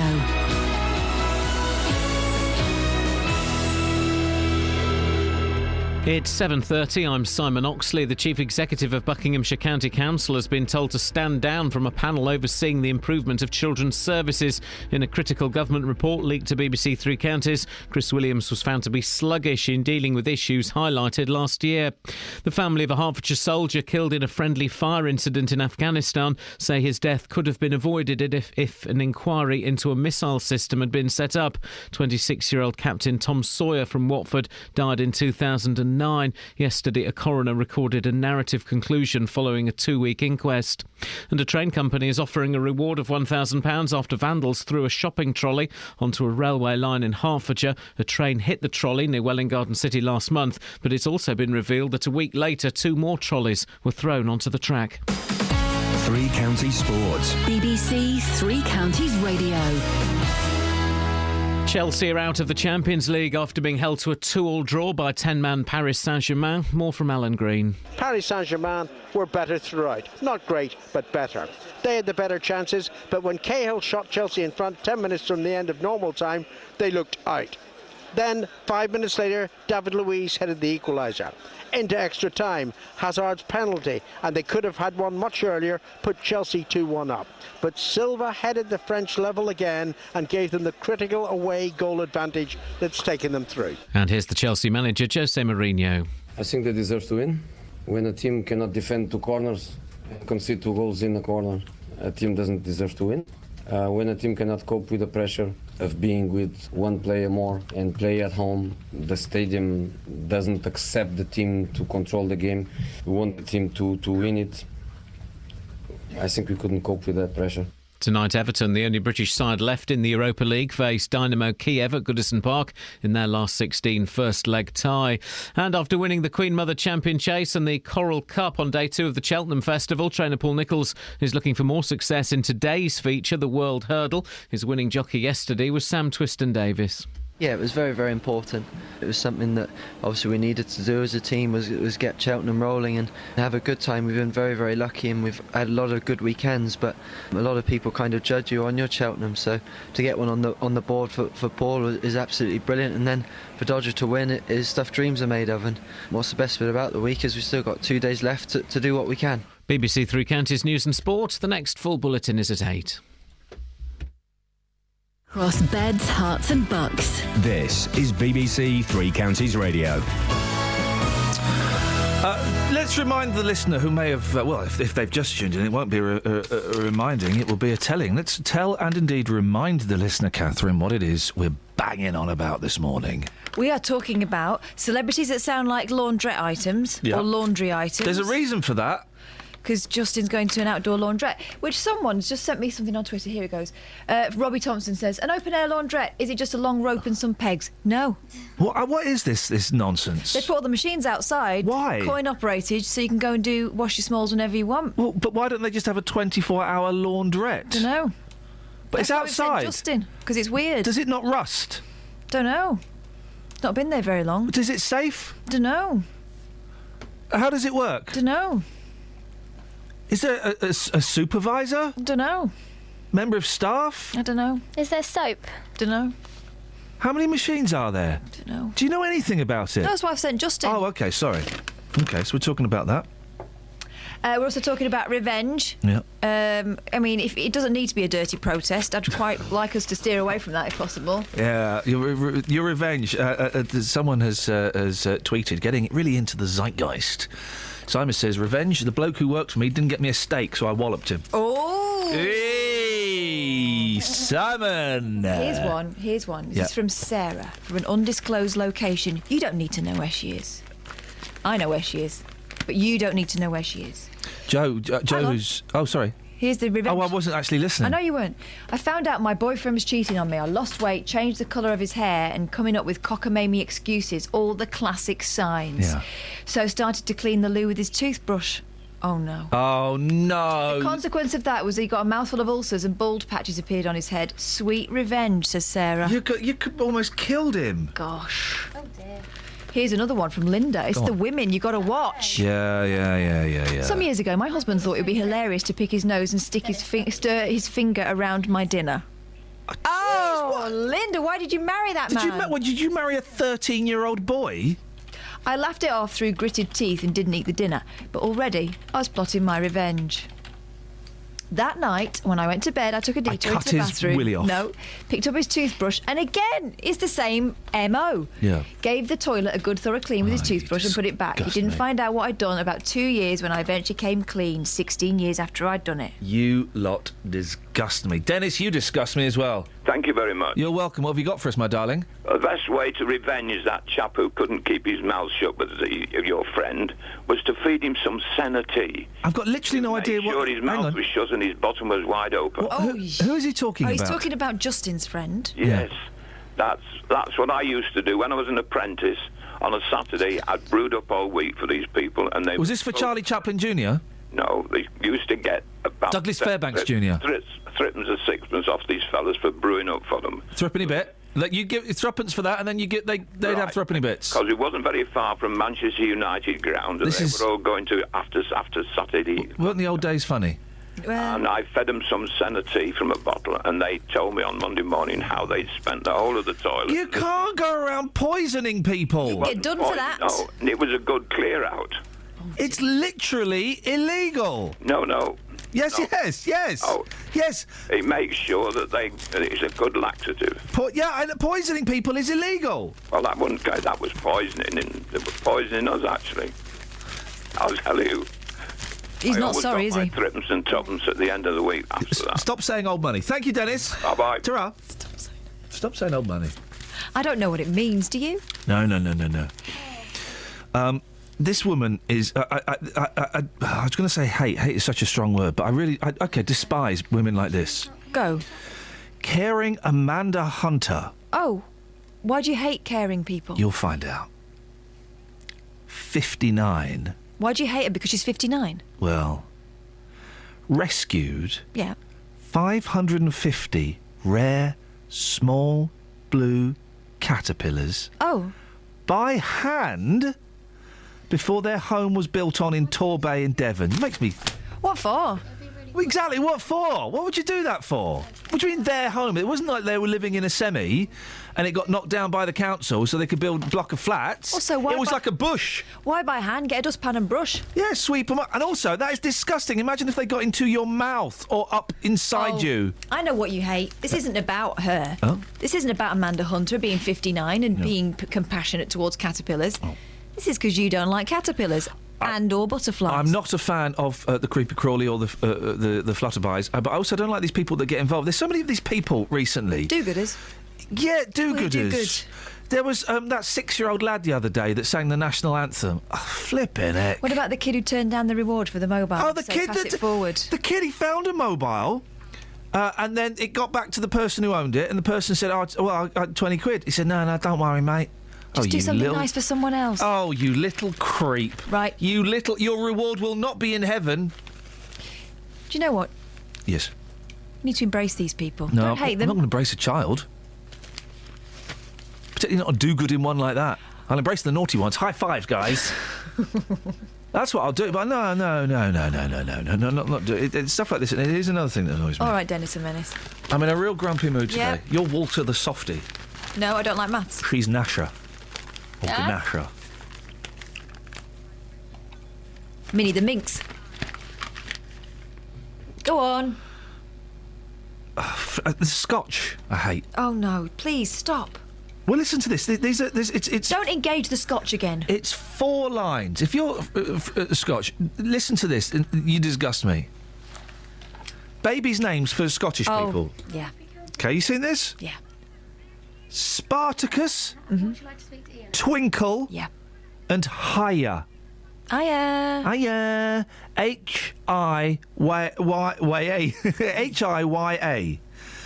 Spartacus, Twinkle and Hiya were among names given to babies born in Scotland last year. The Independent said that there were quite a lot of indies as well after the referendum, rather than the newspaper, they think. It makes me want to puke. Why? It's someone else's baby. I'm They've got to live with that. Spartacus. What? Do it. I was going to say, they've got to live with those names, not you. I'm Spartacus. Do it. No, I'm Spartacus. No, I am. Okay. Or you be Spartacus today and I'll do it tomorrow. Imagine calling your baby Twinkle. Twinkle is a wee.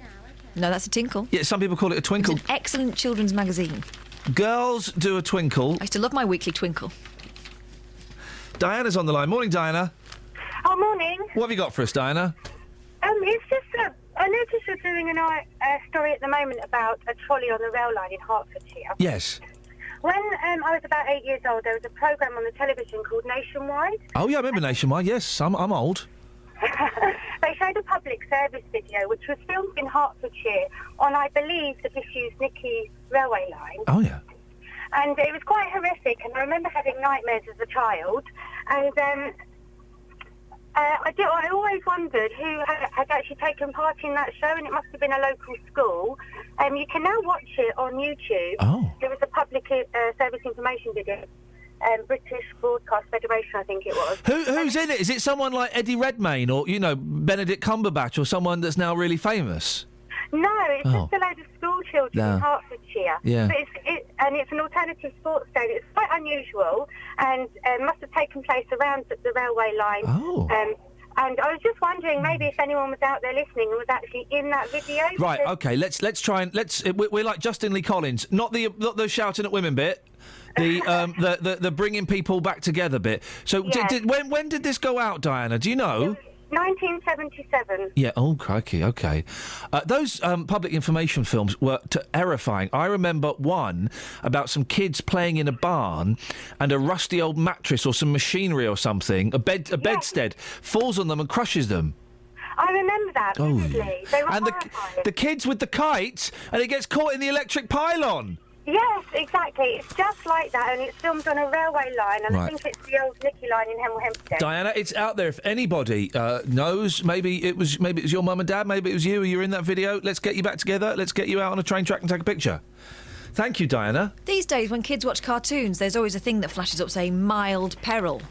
We were terrified from the moment we could watch the television. Guys, listen, unless you, I'm sure Ruth in St Albans would agree with me, unless you're hitting a cat in the face with a frying pan, its face is always going to turn out to be frying pan shaped, isn't it? Or dropping an anvil on its head, so that its head goes flat, and then it pops up and it puts its thumb in its mouth, goes and makes its head pop back into shape. Yeah. You know what I'm talking about, don't you, Ruth? Yeah. Yeah, of course you do. What have you got for us, Ruth? I just wanted to say hi and thank you for coming to our school yesterday. Oh, were you in the audience yesterday? Yeah. For those who don't know, Catherine and I went and spoke. It's St Albans Girls' School, wasn't it? I've got the title right. We went and spoke to. Well, we thought it was going to be about 30 young women. We thought it'd be a class. It was the entire year 10. It was 200. And then the teacher says, "Well, we've got 200 coming in," and Catherine and I, were pretending to be really cool, and inside we're going.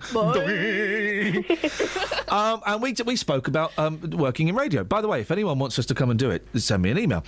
Now, Ruth, could you tell it was only the second time we'd ever done that? No. Oh. Was it in any way interesting, or was it all a bit of a DOS? Oh, I found it really interesting. Did you? Yeah. Did you ask any of the questions? No. Okay. Which side were you sitting on? I'm trying to work out which one you are. I was sitting on your right. Okay, I remember. On my Ruth. right. Yeah, I remember. Ruth. Yeah. Okay. Middle or back? Because at the back they were quite loud, weren't they? They were asking the questions. Yeah, big gobby at the back. Sort of middle-ish. Middle-ish. Middle-ish. Yeah. Near the English teacher with the lovely lipstick. Yeah. No, actually, a bit behind her. Right, got you. I know which one you are. Ruth, first of all, you're very kind, for listening to us talk for an hour, and to phone up and thank you. And I'm assuming, what, are you going to send us money as well? I mean, that was never discussed, but that's certainly open, that, you know, if you want to put a tenner in an envelope.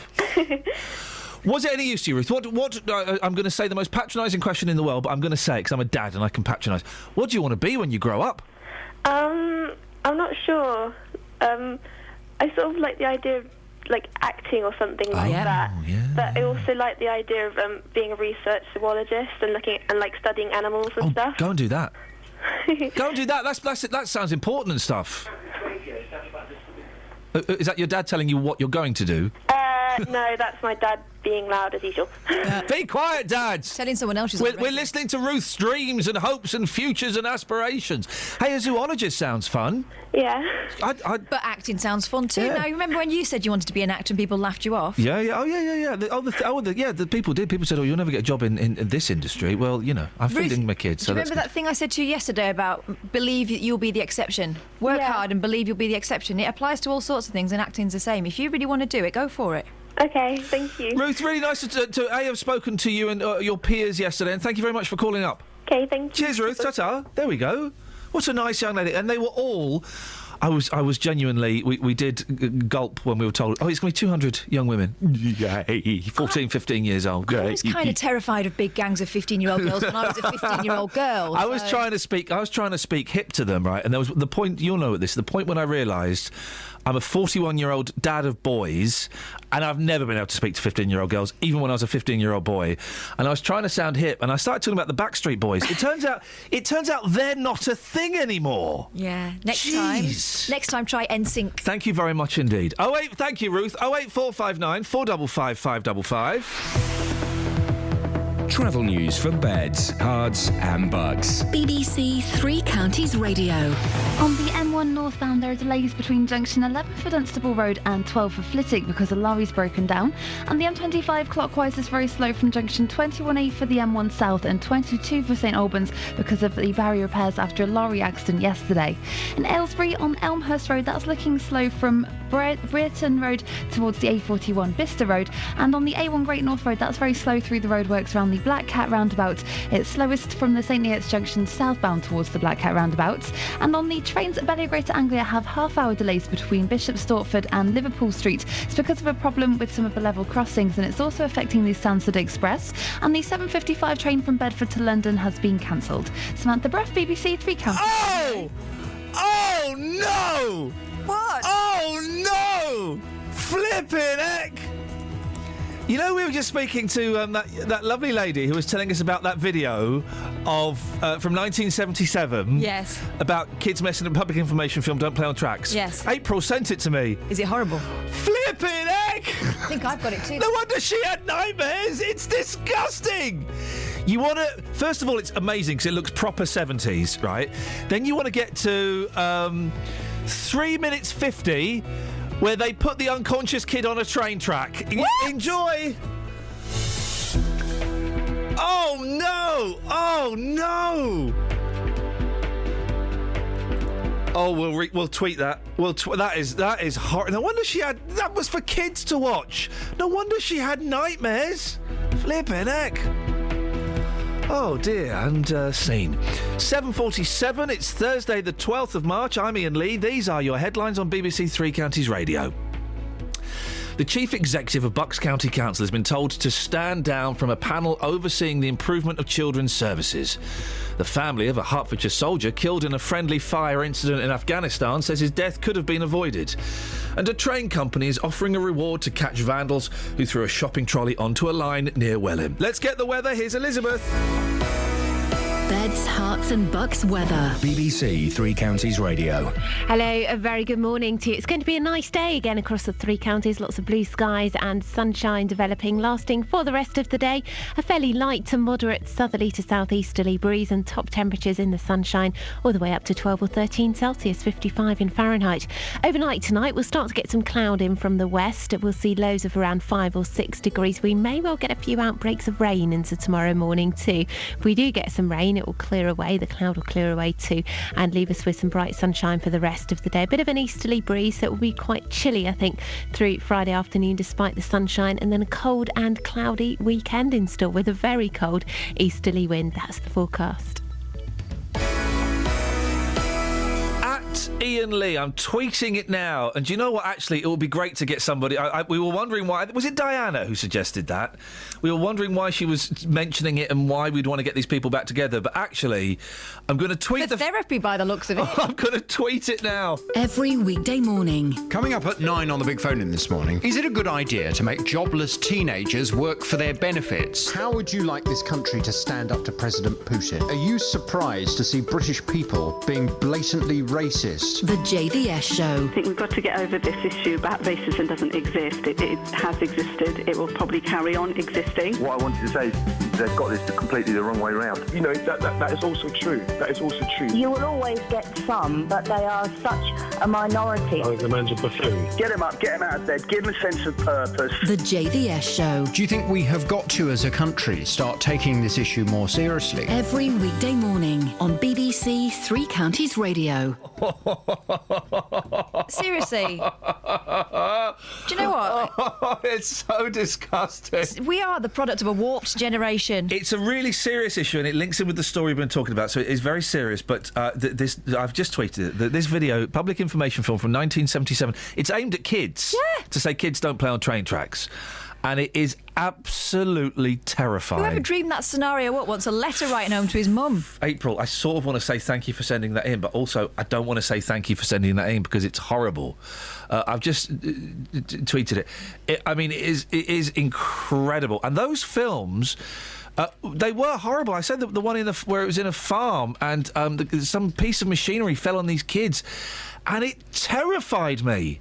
Absolutely, that kid's got no foot. That kid has got no foot, and they're all just watching as the spooky 1970s nurses are taking him away. But they cover him up straight away. They don't even... Oh, it's horrible. It's horrible. Oy, oy, oy, oy. All right, Dealey. Hey, good morning to you, boss. Now, Justin, we're not going to chew the fat now. We've got a report. Yes. But when we do chew the fat tomorrow... This is what it's going to say. Oh, hang on a second. I've given myself the treat of a new box on my cart wall, and I'm just in the process of moving everything out. When we do chew the fat tomorrow... Yeah. This is what it's going to sound like. Chewing the fat with Justin Dealey.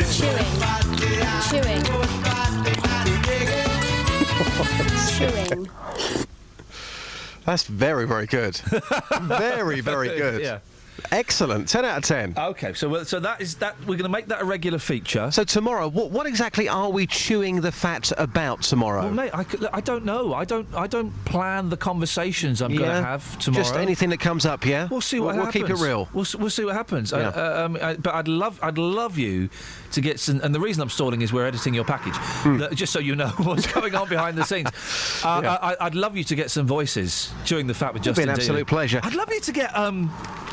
your mate, the Aussie singer, Peter Andre. Well, the thing is, Pete, he voiced up some jingles for us a few months ago. Yeah. He has been slightly busy recently. Doing what? Well, he's just been, doing a lot of public appearances.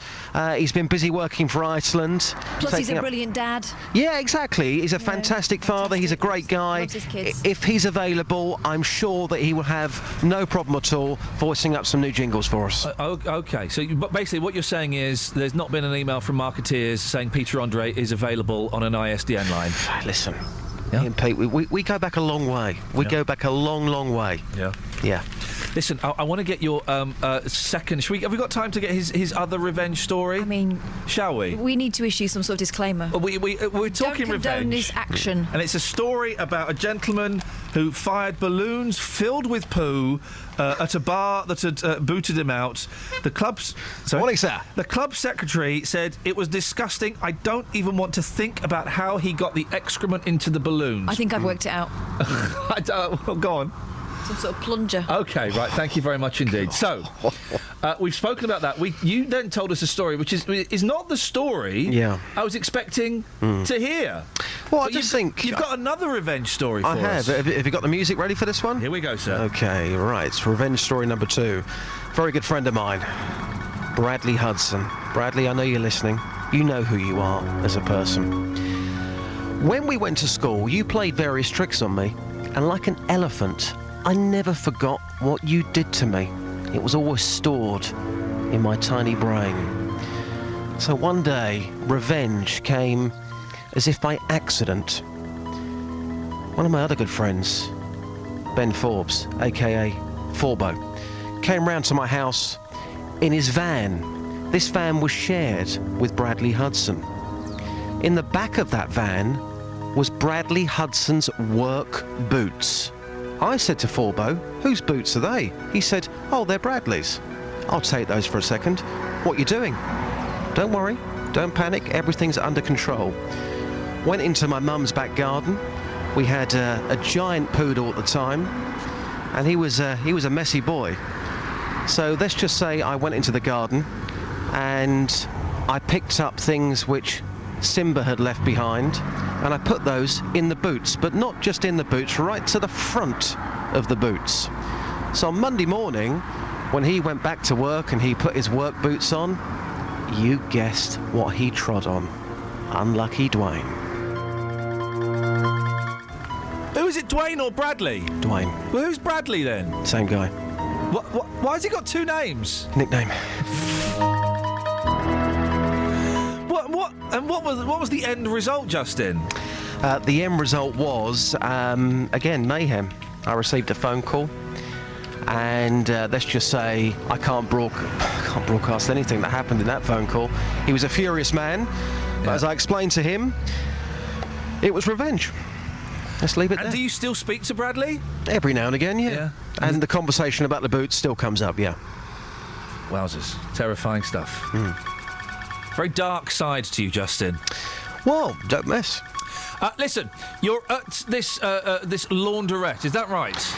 Yeah, it's a really weird story, this one. What is this? Because there's a laundrette that is outside. Yeah. I don't get this. It's just ridiculous.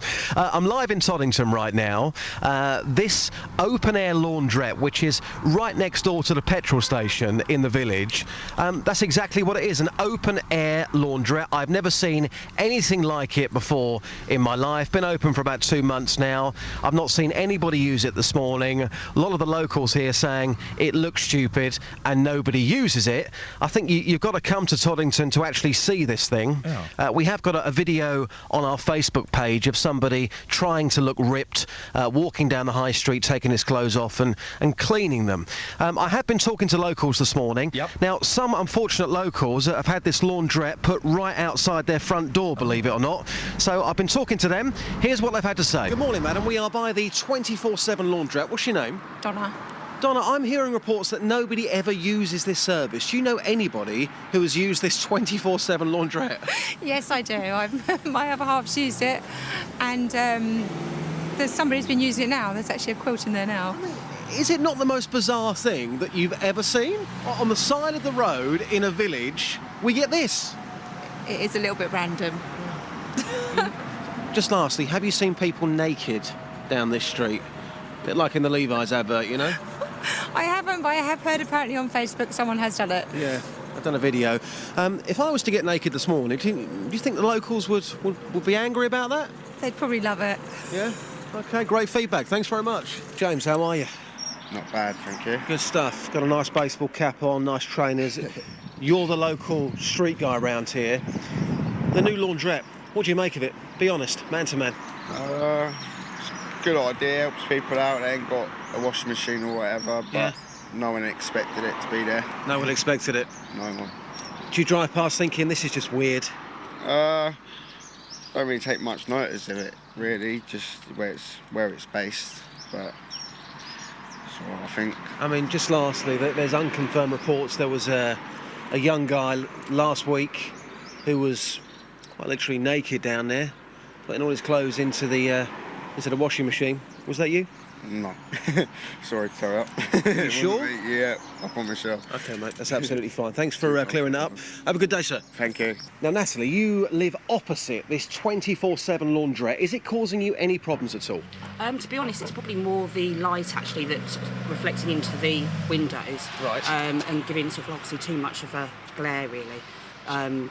Throughout the night, so obviously it doesn't shut off at all. So it can actually keep you awake then? Yeah, no, it can do. Oh, goodness me. I mean, that's one thing, but also having it opposite your house, what do you think about that? It was a bit of an eyesore. It is definitely a bit of an eyesore. It's not really something that you'd expect in the village, really. Yeah. Just lastly, you often seen people naked outside the front of your house? Well, we did have a little bit of a joke one, thing that went on. But no, generally not. We haven't seen that just yet. No entertainment as yet. Entertainment? You're sitting here waiting for it, aren't you? This is it. Well, I suspect if Dealey's hanging out there, they may get some entertainment. Thank you, Just. Cards and bugs. BBC Three Counties Radio. It's looking very slow on the M1 northbound between junction 11 for Dunstable Road and 12 for Flitwick because a lorry's broken down. And the M25 clockwise has a lane closed between junction 21A for the M1 south and 22 for St Albans because of an accident yesterday evening and the barrier repairs going on, so that's causing delays too. Also on the M25 anti-clockwise, it's heavy from junction 21 for the M1 to 19 for Watford. And having a look at the A1 Great North Road between the St Neots Junction and the Black Cat roundabout, it's mostly slow southbound through that stretch because of the roadworks. And in High Wycombe on Marlow Hill, that's looking busy in both directions too.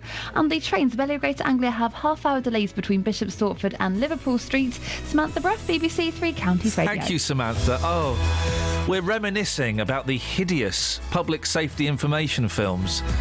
And Lino's just sent me Apaches. It's the one that terrified me as a kid, and now as an adult. Local and vocal across beds, hearts and bucks. This is BBC Three Counties Radio.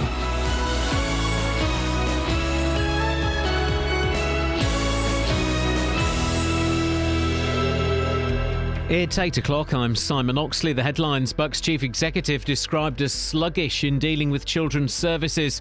Family of Watford soldier say his death could have been avoided. A new Thames Valley Chief Constable named. BBC Three Counties Radio. The Chief Executive of Buckinghamshire County Council has been told to stand down from a panel overseeing the improvement of children's services.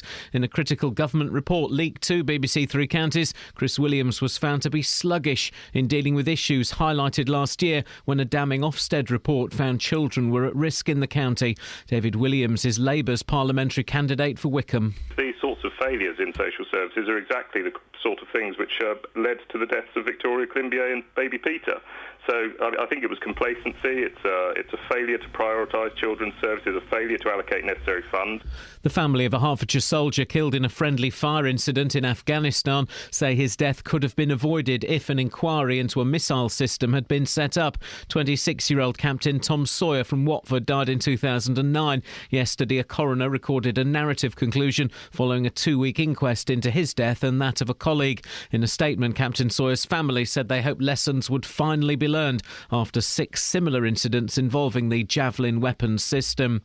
The new Chief Constable for Thames Valley Police is Francis Hapgood. He's the current deputy and will replace Sarah Thornton on the 1st of April. She stepped down to move to a new national police post.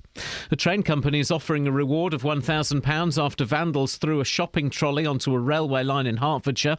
A train hit the trolley near Welwyn Garden City last month, but it's also been revealed that a week later 2 more trolleys were thrown onto the track. Roger Perkins is from Govia Northern. The safety of our passengers is paramount, and that's why we've put up this reward to identify whoever's doing this, because very clearly, it is a wanton act. It's something that it's not just mucking around, is it? I mean, someone here is thinking, I want to cause some harm.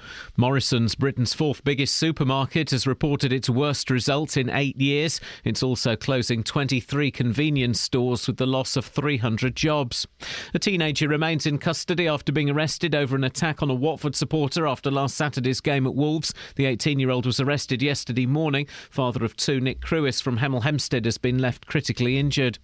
Councils across Hertfordshire have signed a new charter encouraging film companies to shoot movies in the county. More from Carol Abercrombie. As well as the big studios of Elstree and Leavesden, many locations across Hertfordshire have been used in the biggest blockbusters, including Harry Potter, Batman and The Bourne Ultimatum. 79 productions were shot in Hertfordshire last year, and the new charter guarantees councils will help with advice on locations, available film crew and helping to arrange filming permits. Last year, the council helped pass new rules, making it easier for roads to be closed for filming. In sport, Chelsea are out of the Champions League after being held to a 2-2 draw at home by 10-man Paris Saint-Germain. Jose Mourinho's side drew 3-3 on aggregate after extra time, but went out on the away goals rule. The weather, a cloudy start, but bright or sunny spells will develop, a maximum temperature 12 degrees Celsius. And you can get the latest news and sport online at bbc.co.uk/3 counties. I don't know if I can carry on with the show. We've all watched...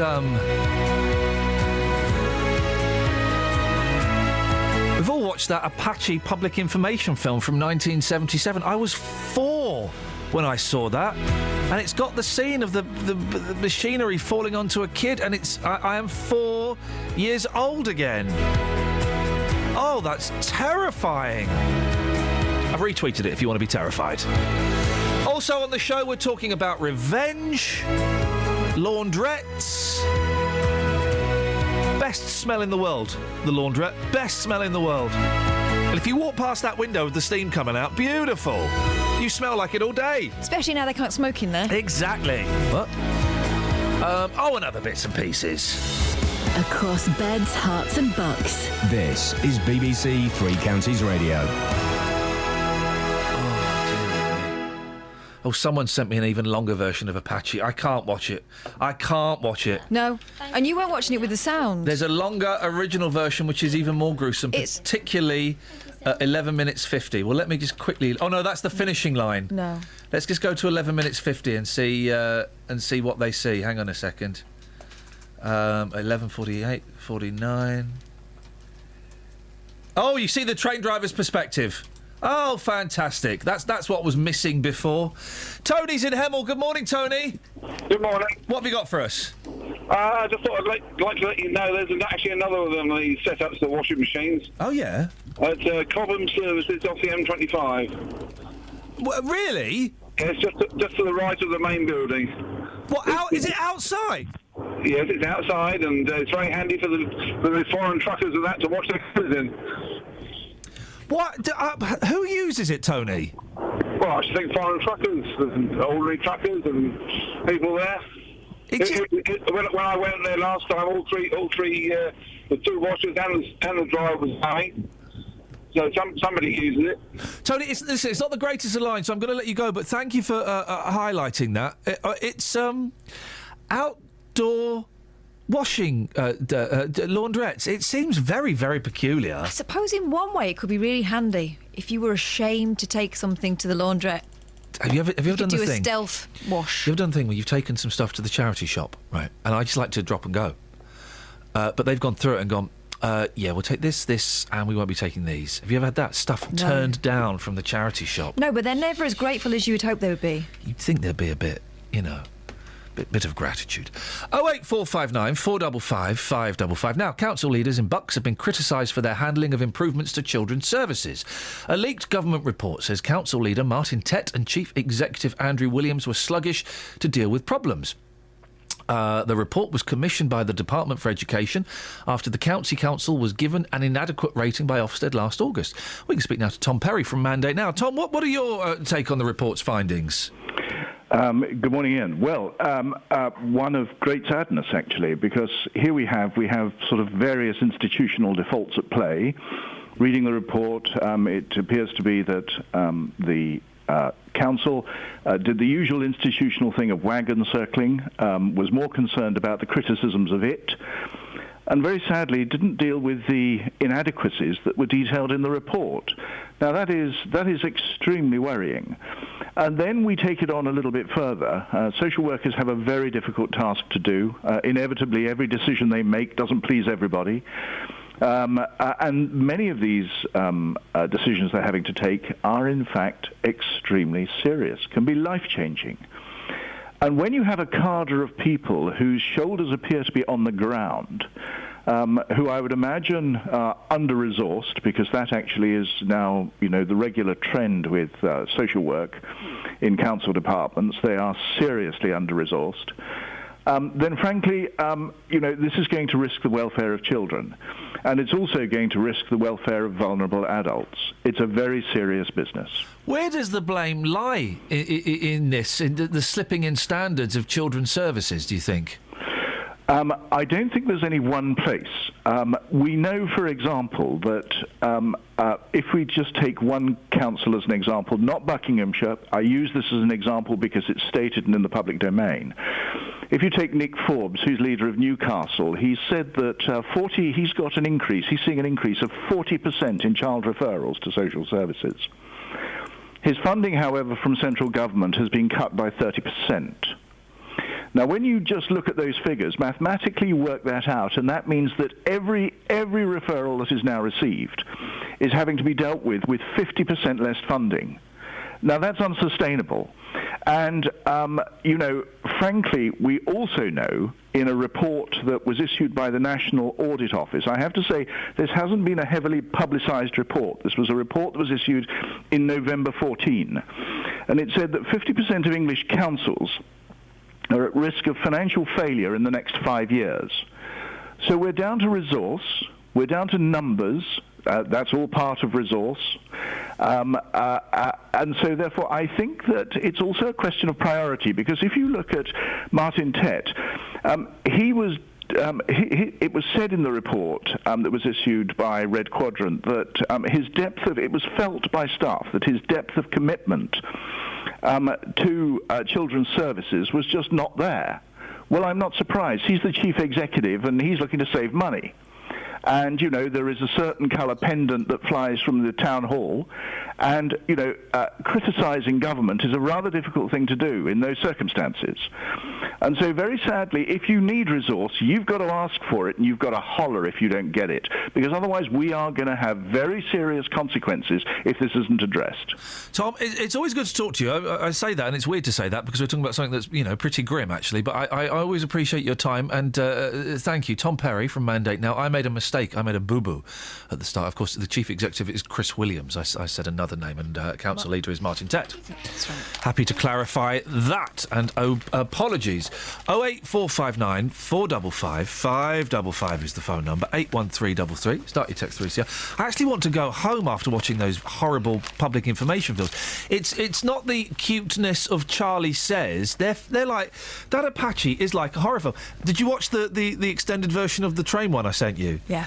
Where the kids are running back and forth across the track. It's awful. Flip it. Well, but also, what school sports day ends up down there? No wonder so many people in their 40s and 50s are messed up in their head. We grew up with that stuff. Well, also, the things we think are acceptable to say. Yeah. It kind of explains a lot, doesn't it? Yeah, doesn't it? Just terrifying. Because that stuff, my kids would not be able to deal with that. Well, I've got a revenge story that's kind of equal to some of the horrors we've seen. This is from Carpet Martin. Oh, here we go. Starts off, a female friend, after suffering in a horrible relationship for 3 years, was finally kicked out by her div of a boyfriend after he decided he'd rather move another young lady in. Mm-hmm. It happens. Not nice, it happens. Well, her parting shot, and they all involve, her parting shot was to poo in a bag, freeze it, you all right? You all right, Catherine? Is this ringing bells? I wish someone would write a new revenge textbook, because it seems that everyone's doing the same trick. Why does it always have to involve poo? Exactly. No one's done this trick before. Oh, no, God. This involves a bit of self-sacrifice. Her parting shot was to poo into a bag, freeze it, and then spend an hour cheese grating it over every carpet in the house. No, I don't believe it. That's... One dish literally best served cold. Right, and I bet when he worked out what's happened, he thought, "Oh, I really missed that girl. Maybe I was too hasty." I think that's wonderful, because that's a slow burner. That's going to take a while. Then you're going to have these icicles are going to turn into plop. Gosh. 08459 455 555. Any texts? Yeah. Go on. I mean, I don't like this because it's giving people ideas. Why don't we just all love each other? Why are we all trying to get revenge? You're right, Catherine. You're absolutely... It's people. Let's talk to each other. Sorry? It's people. Let's talk to each other. It's people. Let's talk to each other. It's people. Come on, guys. You know, it's people. Let's talk to each other. Hey, we all need some good time, fun time music, yeah? Oh, someone's deleted it from my computer. Who deleted Dodgy? Good enough. Oh, right, yeah. Oh, no way, Kath. Kath! There's revenge. See, that's a slow burner. Simon in St Albans, I was waiting for a parking space in a car park when someone nipped in and stole it. I waited until they went and then let 2 of their tyres down. I think that's criminal damage. I did that once. Also, when a landlord wouldn't return my deposit, I don't believe this because I've heard this before and I just don't believe it, but then again, it's probably true. I went back and put prawns under the floorboards and in hollow curtain poles. Going Neil Diamond, Earl's Court, taking my mother, disabled, wheelchair, we're a bit late, there's 1 wheelchair space left, we've got the blue badge. A toff and his bird pull up in a very, very posh sports car. They sneak in front of us and they go in the disabled space. I watch. Is there a limp? Is there a badge? There's nothing. I get out. Excuse me. Sorry, it's disabled and got a wheelchair and the blue badge. So I'm gonna. If you could just move out. Guy says, "Okay, yeah, sorry." Gets in the car. Sits there for about 30 seconds, then gets out and says, "Sorry, it won't start." I went, "Whoa, hey, no, you don't understand. Sorry, I've got the wheelchair. It's going to take us longer to get to the concert, and we need that extra space for the space provides, and you're not allowed to park there." He said, "Sorry, I can't start." I said, No, you're going to flip and move your car, mate, out." He went, "What are you going to do about it?" Oh. I said, "Oh." Don't challenge. Oh. I said, "I'm going to do nothing, mate. Please go and enjoy the concert." He's off. I let down 2 of the tyres.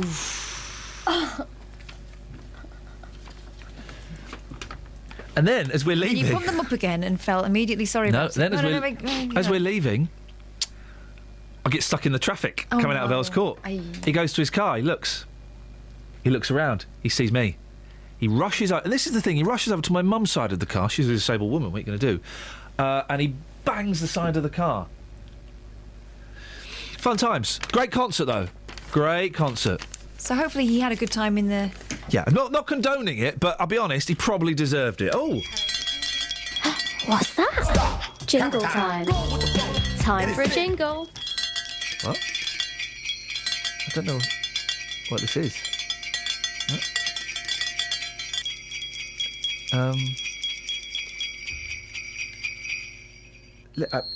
Literally no idea. Travel news for beds, cards and bugs. BBC Three Counties Radio. It's busy on the M25 clockwise because the lane's closed between junction 21A for the M1 South and 22 for St Albans. Also anti-clockwise it's looking slow from junction 20 for Kings Langley to 16 for the M40, and on the A1M southbound that's looking very busy from junction 9 for Lech West to junction 7 for Stevenage. On the A1 Great North Road it's busy through the roadworks around the Black Cat roundabout, mainly southbound from the St Neots junction, and in Leighton Buzzard on Old Road a water mains burst at the Stoke Road junction near the Tesco petrol station, which could cause some delays. On the trains to Belly Greater Anglia have half-hour delays between Bishop Stortford and Liverpool Street because of a problem with the level crossings. Samantha Bruff, BBC Three Counties Radio. Thank you very much, Sammy. I'm being sent so many public information films now. It's horrible, including, of course... Now then, clonk, click. No, don't watch anymore. Clonk, click. It is, I feel absolutely nauseous. Terrible. Thank you for that, Sammy. 8:16. It is Thursday, the 12th of March. I am Iain Lee. These are your headlines on BBC Three Counties Radio. The Chief Executive of Bucks County Council has been told to stand down from a panel overseeing the improvement of children's services. The new Chief Constable for Thames Valley Police is Francis Habgood. He's the current deputy and will replace Sarah Thornton. And the family of a Hertfordshire soldier killed in a friendly fire incident in Afghanistan say his death could have been avoided. BBC Three Counties Radio.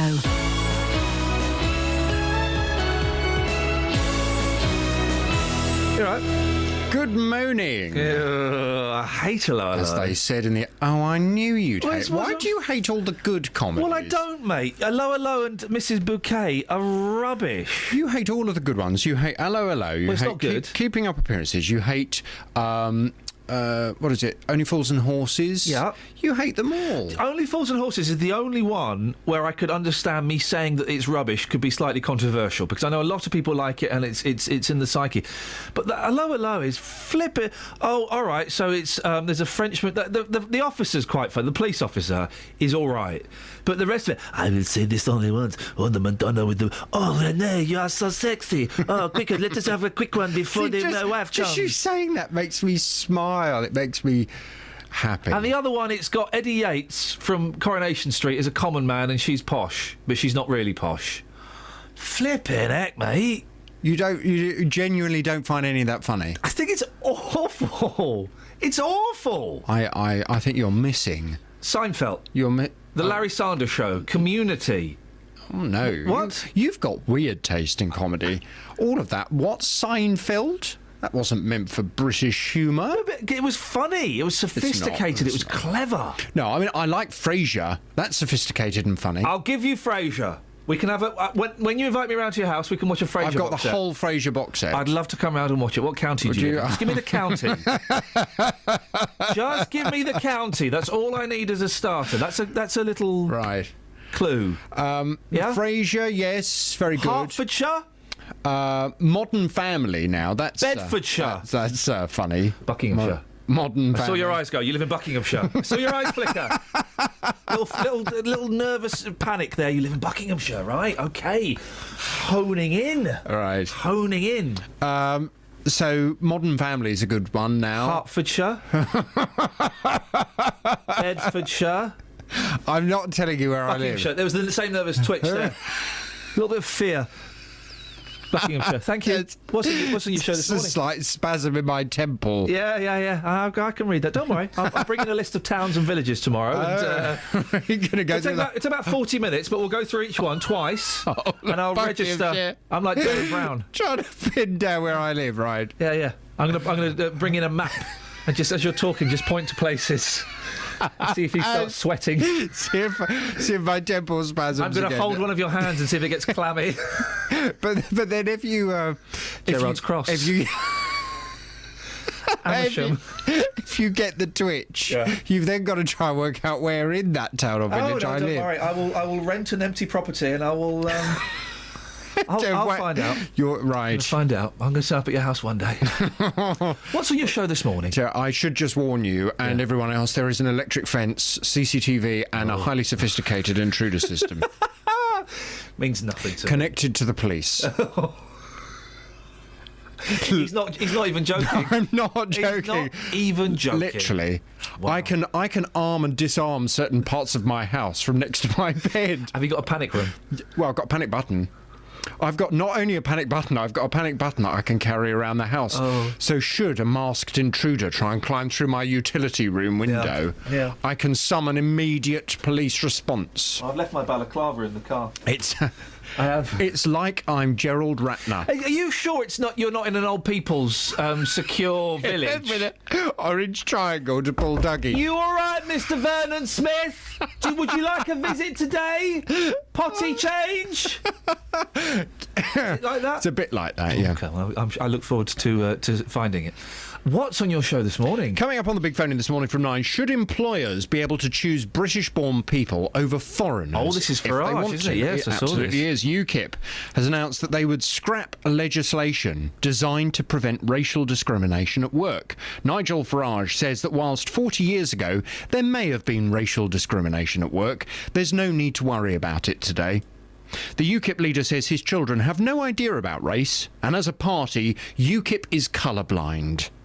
He's argued that firms should be allowed to discriminate if they're simply making a choice to employ someone who was born in this country. Well, from 9 this morning, I'd like your reaction to what he said. Do you think it makes sense? Should employers be able to choose British-born people over foreigners if they want to? I'd love your call, your story, your view on 08459 455 555. My namesake Iain on Twitter says, Hello had the same script every week. Very, very tedious, wasn't it? Do you not recall when the mother who was upstairs in the bed, when they hooked her bed up to be the aerial for the British airman who hid in the cupboard, and they kind of electrocuted her in the bed. And Renee just delivers that wonderful line, "You have earthed my wife's mother." It was hilarious. That's from 9. With all our Football League sides still chasing promotion, Saturday is another chance to gain valuable points. Watford are at home to Reading. Back up to Deeney, who hammers it into the roof of the net! MK Dons make the trip to Walsall. Great effort! What a strike from Lewis Baker! Luton are at Portsmouth. Guttridge in towards the back post, Hanger in from Jayden Stockley. And Stevenage travel to Cambridge. It's Bruno Andrade! Three Counties Sport, Saturday from 2, here on BBC Three Counties Radio. Ah, dearie, dearie me. Let's go to Barbara in Stevenage. Good morning, Barbara. Good morning. Revenge. Revenge. Does yours involve poo-poo? No. Good. It was brilliant, this one. A girlfriend of mine in the 70s, or even before that, I think, can't remember exactly when, she was going out with this fella. He dumped her. She wasn't very happy because they'd been going out quite some time. Yep. Anyway, she found out who, she knew where he lived and all the rest of it. Anyway, she found out he was going out with some other girl that weekend.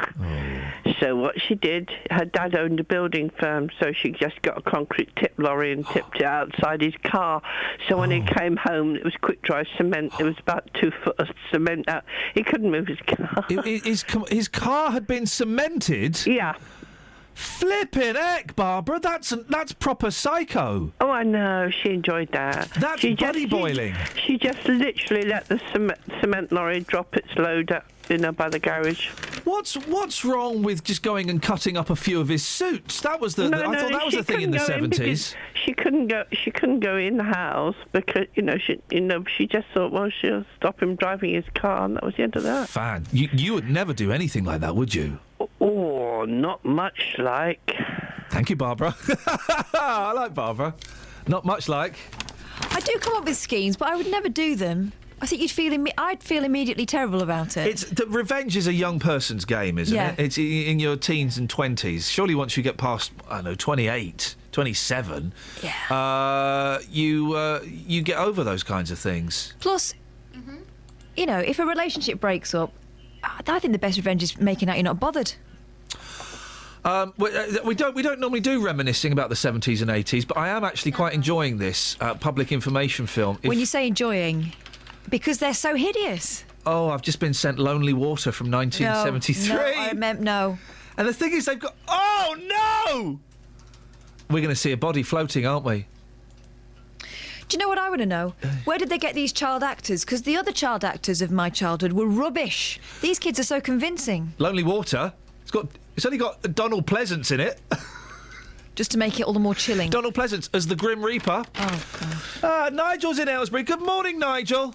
Good morning, Ian. How are you, sir? I'm feeling very, very uncomfortable this morning with these horrible films. What have you got for us? Well, OK, this is actually moving on to the 80s. 83, maybe 83, 84, actually thinking about it. we were at school and we were told, right, get up, we're going to the lecture room, we're going to go and watch a film. Yeah. And we went pootling off to the lecture room and sat down, lights went out, the film started, and it was called Threads. It was like, oh, this is good. Threads? Hang on a minute. How old were you when you watched Threads, Nigel? OK, I was 11, maybe 12. Threads? I watched Threads when I was 15, right? Right, OK, and I'll let you tell your story. I watched when I was 15. Yeah. And it scared the life out of me. I watched it again recently. Yeah. It's still terrifying. You watched it at 11. I watched it at 11. So, so I'm sitting there. And obviously, if people have started hearing the name, they probably will pick up on what it was. Yeah. So we're sitting watching it. We're being introduced to the families, introduced to all this, introduced to the milkman, and all that sort of stuff, based in Sheffield. And then suddenly, the siren goes. And Sheffield gets destroyed by a nuclear bomb. Yeah, they drop a nuclear bomb on Sheffield. People are being obliterated and things are melting. And I mentioned the milk bottle bit. That has always stuck in my head. The melting milk bottles as the inferno goes across it. And then we are all sitting there. absolutely petrified that any second now. I was living in Jersey at the time, and I thought, oh my God, Jersey's going to get obliterated by a nuclear bomb for the next 2 years. Images, we will do Luan after 5:30 because I want to give her a fair crack at the whip. The two images that always haunted me from that film was the mum and dad. They made a bomb shelter out of a door, and they're hiding behind a door. Okay, And the traffic wardens with machine guns. Wearing gas masks. It is terrifying. Well, the thing was the milk bottle was the lady weeing herself in the middle of. I mean, again, because obviously being that age, it was those are the things. You know, the people being petrified in the middle of Sheffield town centre, seeing the explosion, and then just following through. I don't even remember what happens after that because it was like I think we were all traumatised. But I think it was a 3-part series, so we only had another 2 parts to go and sit and watch. What lesson were you supposed to learn from this? That you're going to die? We're probably all going to die, and there's nothing you can do about it. No, it was modern history we were in, Catherine. Nigel, listen, thank you. I made the mistake about. I was at LBC, so it's probably about 7 years ago. I bought that Threads on DVD, and it's kind of it may have been 3 parts then, but it was one 90-minute film. I thought, this will be a bit of a laugh. I couldn't watch it, and I think we were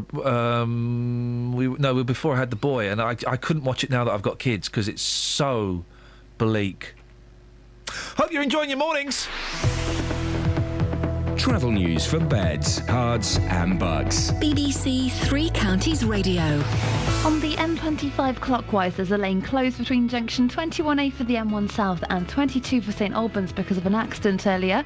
And the A1M southbound's very busy from junction 2 for Welham Green towards the M25 southbound. On the A421 in Milton Keynes, standing way, it's queuing around the Kingston roundabout with the roadworks. There are delays from the M1 junction 13 for Bedford. And in Leighton Buzzard on Old Road, there's water main burst at the junction for Stoke Road, so that's near the Tesco petrol station, which could cause some delays, but it's not causing too many problems on the speed sensors at the moment.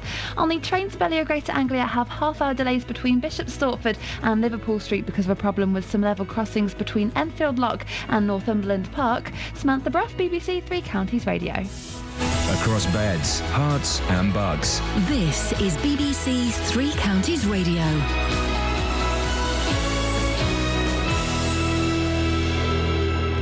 It's 8:30. I'm Simon Oxley. An 18-year-old arrested in connection with the attack on Watford football fan Nick Crewis has been released on police bail.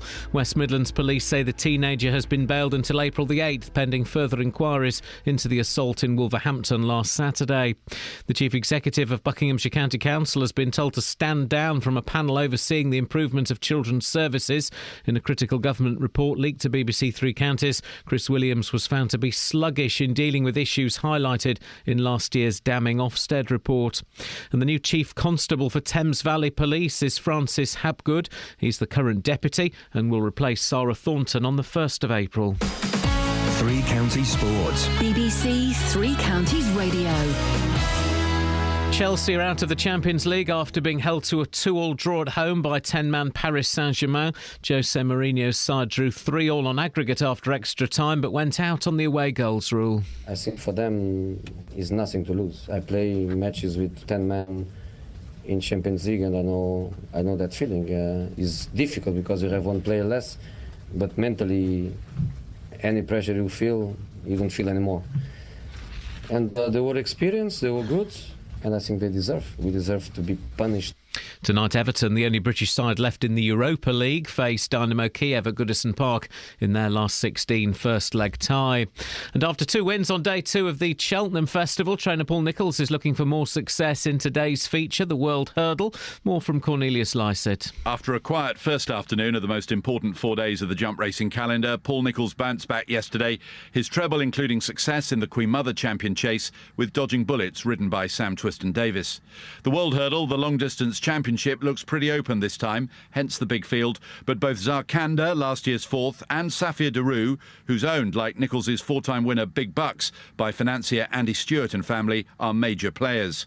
Soon-to-retire champion jockey AP McCoy's mount at Fisher's Cross, an outsider, is one of 5 mounts as he looks for his first victory at his final festival. BBC Three Counties News and Sport. The next full bulletin is at 9.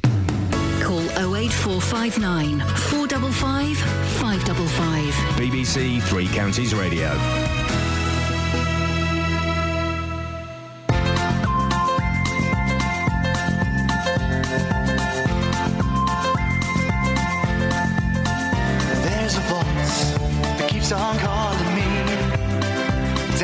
road is where I'll always be.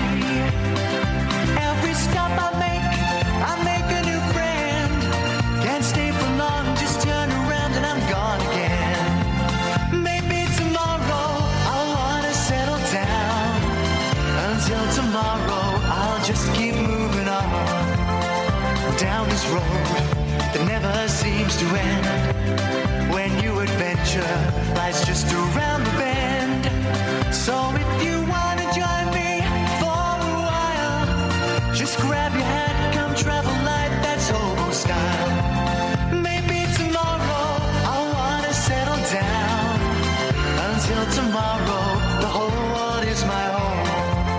So if you wanna join me for a while, just grab your hat, come travel light, that's hobo style. Maybe tomorrow I'll wanna settle down.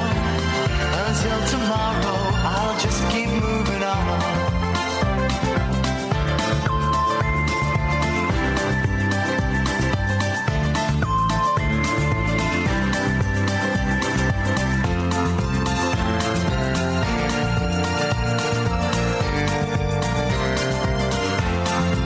Maybe tomorrow I'll wanna settle down. Until tomorrow, I'll just keep moving on. There's a world that's waiting to unfold, a brand new tale no one has ever told. We've journeyed far, but you know it won't be long.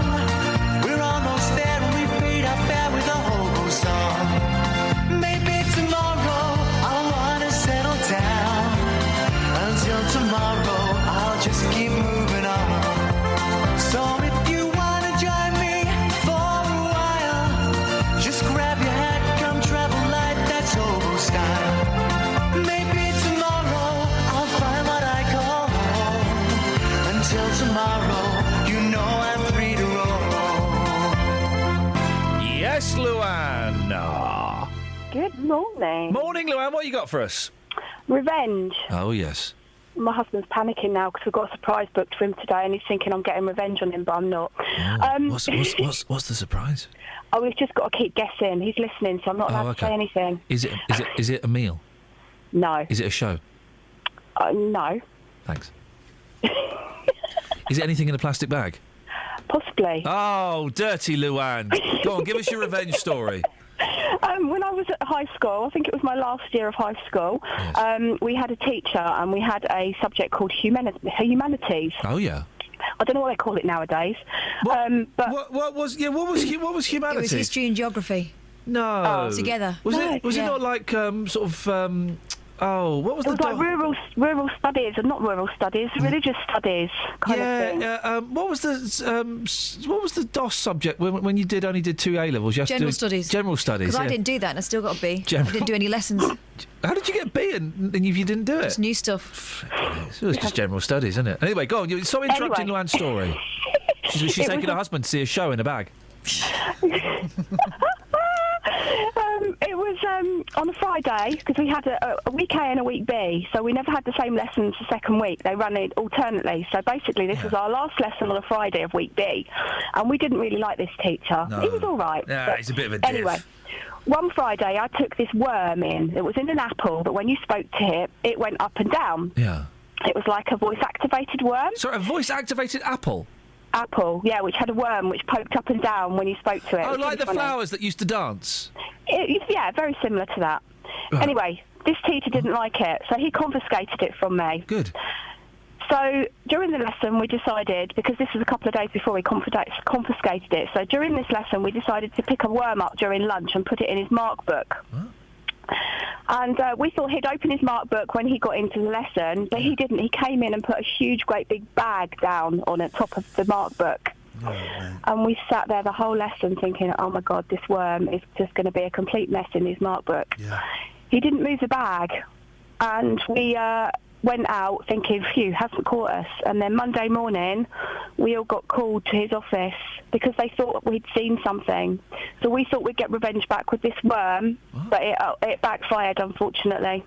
So did you? Got told off. They knew. What a complicated story, Catherine. I hope you're So following what, they this. called you into the office because they thought you were witnesses? You need to be Columbo to know what on earth she's talking about. Who squealed? You should just Exactly. kept quiet and said, no, I didn't see anything, sir. It was a terrible Well, the thing. trouble is that they called my friend in to be a witness, but we all had to own up because we couldn't let her get away. We couldn't let her get the blame for it. We didn't realise. Why? Well, because we're all friends. Let her take one for the team if she's a mate. Yeah, you say, all right, listen, guys, we all agreed. Susan did it, yeah? We don't like her, she's not here. Right, yeah. It was Susan, sir. That's But what you do. unfortunately, it was the worm that got worst off, so we reported him to the RSPCW. Luann, I'm going to cut you off now. The worm turned. What? The early bird sir didn't catch the worm. Oh. Another worm-based punneries. We got any texts? You know when they used to keep you in? I'm going to keep you in all playtime Yeah. until someone owns up. Yeah. We just sat there. We'd sat there and the Christian lad would say, please, sir, it was me. Really, I'm Paul? Spartacus. Yeah, really, Paul, was it? Yes, sir, it was. Right, you can go out and play, because I know it wasn't you. You're a Christian. Right, the rest of you can stay. Oh, flipping Paul heck. didn't realise his power. He could have done anything. Yeah, although saying that, his brother... what was Paul Francis's brother called? I used to... was it Tim? Let's say it was Tim. His brother Tim was also a very devout Christian family, so the whole school had to stay in for this. Tim recorded the Neighbours theme on a cassette, right? But the first 25 minutes of the cassette, blank. Right. Ghetto Blaster, cassette in, school assembly, the Ghetto Blaster's under the stage in assembly. Yeah. Going on, and there's a little buzz in the atmosphere. What's going on? There's a buzz. So 25 minutes into Mrs. Payne talking some rubbish. I don't know what she's banging on about. Neighbours, full blast. Everybody needs good neighbours. Face of Thunder. And if I remember it correctly, I may have made this better. If I remember correctly, because it was hidden under the stage, no one knew where it was coming from. She stood there and waited for the song to finish. 2 minutes of the Neighbours thing. And then she said, right, none of you are going to go on lunch break until I find out who did this. Oh, what? Yeah, the whole Honestly? school. Whole school. Because I think that's actually genius. It is genius. He should have been rewarded. It's the kind of thing when your kids do naughty things, you've got to tell them off, but inside you're thinking, yes. That is so clever. Mary's on the line. Good morning, Mary. Morning. Morning, Mary. What have you got for us? Well, I'm in the car with my little boy, and we listen to you every morning, and I keep threatening we're going to call, and there we are. Well, how old's your little boy? He's here. Speak to him. He's nearly 11. His name's William George. Morning, William. Hello. How are you doing, William? You all right? Yeah. Do you like listening to this radio show, or do you think it's a bit boring? I love it. You sure? Yeah. Okay, can I ask you, what do you think... Who's your favourite person on the show? You. Get in there. Thank you, William. And the one with the little cute voice. And Kelly. That's right. me as well. Easily pleased. So you like Kelly. What do you think about Catherine? All right. All right. Yeah. No, he speaks sense. Maybe we need to be older, you'll realise. And Justin Dealey. Do you like Justin? Yeah, he's funny. No, hang on a minute, Mary. No. This is what's happening. No. That was a mum liking Justin. I want to know if an 11-year-old lad finds him funny. Do you find him funny, William? A bit. Yeah, he's a bit annoying, isn't he? Yeah. Can you... And listen, today we've been a little bit rude, talking about doing things in shoes and balloons and stuff. Do you like it when we're a little bit rude, or do you think that we're too rude? A little bit rude is funny. Little bit rude is very funny, isn't it? You're spot on there. What have you got at school today, William? Pardon? What have you got at school today? Boring. Just boring stuff? Yeah. Like maths and stuff? Yeah. Oh, man, I'm sorry. Story as well. But that one was the worm story was boring. What was boring? The worm story. The worm story. You can't say that about Luann. Luann's... I'll be honest, William, I didn't understand it. I didn't know what she was talking about. What's the naughtiest thing you've ever done at school? He's not going to tell you in front of his mum. Yeah, I've just realised. Mum's there. I don't know. Yeah, good answer, William. Hey, listen, thank you for calling. I like it we get young men and young women calling up the show. I think it's excellent. More, please. More. No, some shows and some stations get very... Oh, no, we don't want kids phoning up. No, 11-year-old young man like that, any time you want, fella. Thank you, William. Thank you, Mary. Ring up and tell us what you got kept in for in the last few minutes, I think. What do you reckon? Oh, I got kept in once, right? Because I got beaten up. Oh. I got beaten up by a sixth former, right? I didn't get beaten up. I was leaning against the wall, and fair play, kicked my legs away from underneath me, and I went down and cracked my head. I cheeked him. He said, don't cheek me. I was like, just start it. Don't cheek me. I said, why? What are you going to do about it? He said, I'm going to give you a sixth form detention. Boom. Gave me a sixth form detention. The kid did? Yeah, sixth former. Oh. So I turned up at detention, and the teacher, who I flipping hated, was a horrible man. He said, yes, Rugby. He said, yeah, I've got sixth form detention. He went, what? Sixth form detention. Have you now? Sit down there. There was no such thing as a sixth form detention. But he carried it on. He carried it on. Huh? Why would you fall for that? Because I was new at big school and I'd been humiliated in front of people. Sixth form detention. We had a particularly frightening and tiny French teacher. Oh. Who wore massive glasses. What was her name? I can't tell you because I'm still terrified of her. She may still be. She was old then, but I'm sure she's still clinging on somewhere. She sounds delightful. No, she wasn't French herself. I would like to make love to her. She'd have none of that. She used to wear massive glasses. Beautiful, so I could see her soul better. She could see my body So you imagine a tiny woman with massive glasses. I'm imagining Deirdre Barlow. We used to call her the Fly. Oh, yeah. And we decided en masse, while we were waiting outside the French class, that we would give her a little buzz as she walked by. What do you literally. mean? Oh, no. Right, that noise you can do quite... You wouldn't be able to tell her where it was coming from. Yeah. It was most of the line. Anyway, we all got kept in. Yeah. Who started it? Who started it? Oh, I mean, how can you tell? It was me. It was me. It was me. How did you become head girl? Popular vote. Tight jeans. 08459 455 555 is the telephone number. If you want to give us a call, you're more than welcome to. You can send us a text as well, 81333. Start your text to 3CR. And also, of course, should you wish to email, you're more than welcome to, if you've got access to an email machine. Iain.lee@bbc.co.uk. If you want to send abuse to Catherine, Catherine.boyle, Boyle, @bbc.co.uk. Kids used to hum as well, didn't they? That was another way of getting to the teachers. Yeah. Drive them crackers. We had a teacher we had no respect for, and I'm so ashamed of the way we treated him, because he was completely ineffectual. He shouldn't have been working with 14, 15-year-old kids. It shouldn't have happened. Just because he was so weak-willed. But we would have... My mate Slim, who was a fat lad, would come and sit in his class. And he wasn't even in that class. And the teacher would go, Rance, you're not in this class. Get out. And he would just sit there and go, up yours, sir.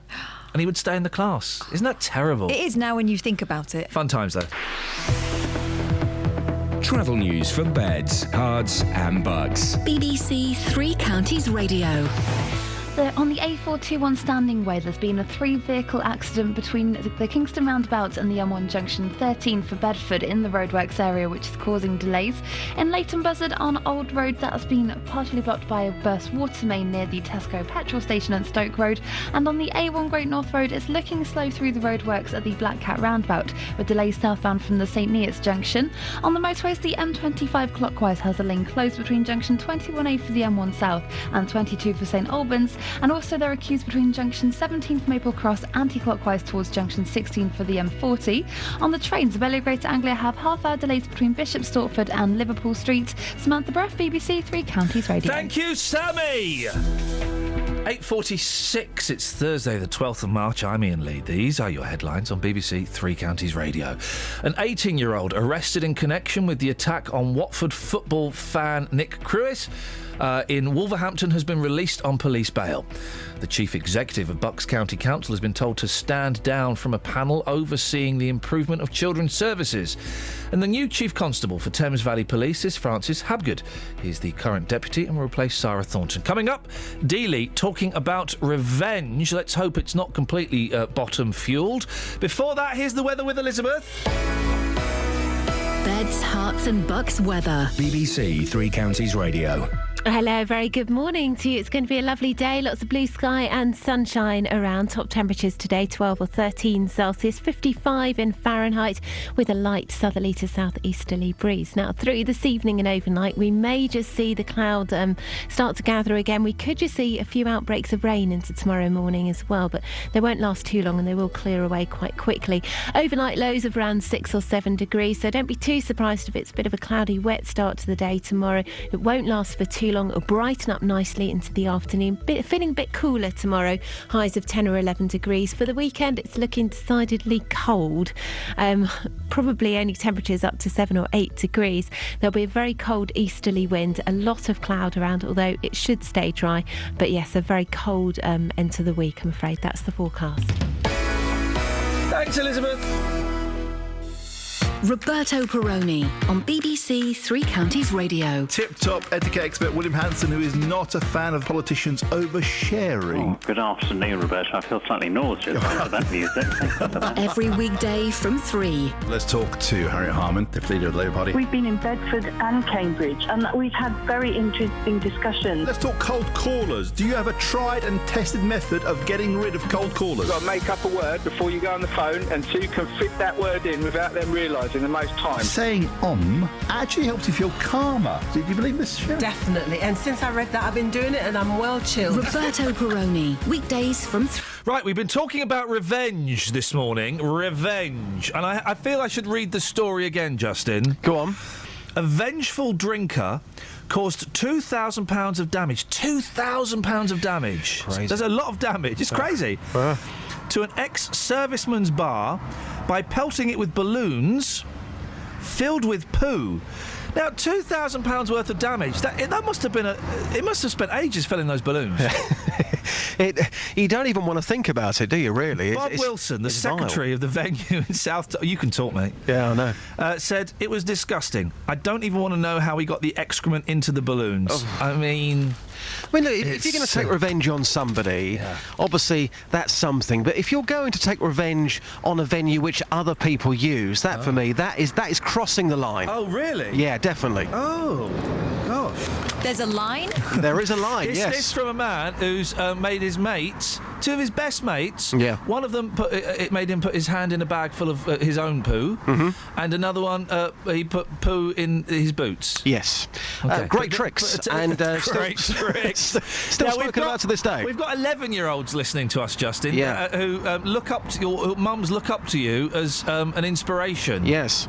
And I'm sure other people, if they want to, I'm obviously not condoning it, but other people might be using that trick soon, or maybe they've used that trick in the past. No.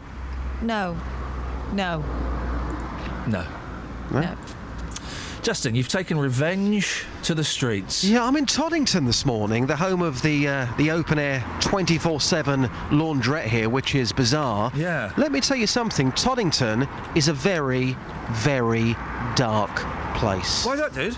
Well, because people here, they like revenge. And some people are even thinking about taking revenge today. Yeah. This is quite extraordinary. Wow. So hang on, they're going to take revenge today? Yeah. I know. Special powers again. So I'm in Toddington talking to people about revenge, and here's what people had to say. Sir, let's get straight to the point. Have you ever got revenge on somebody?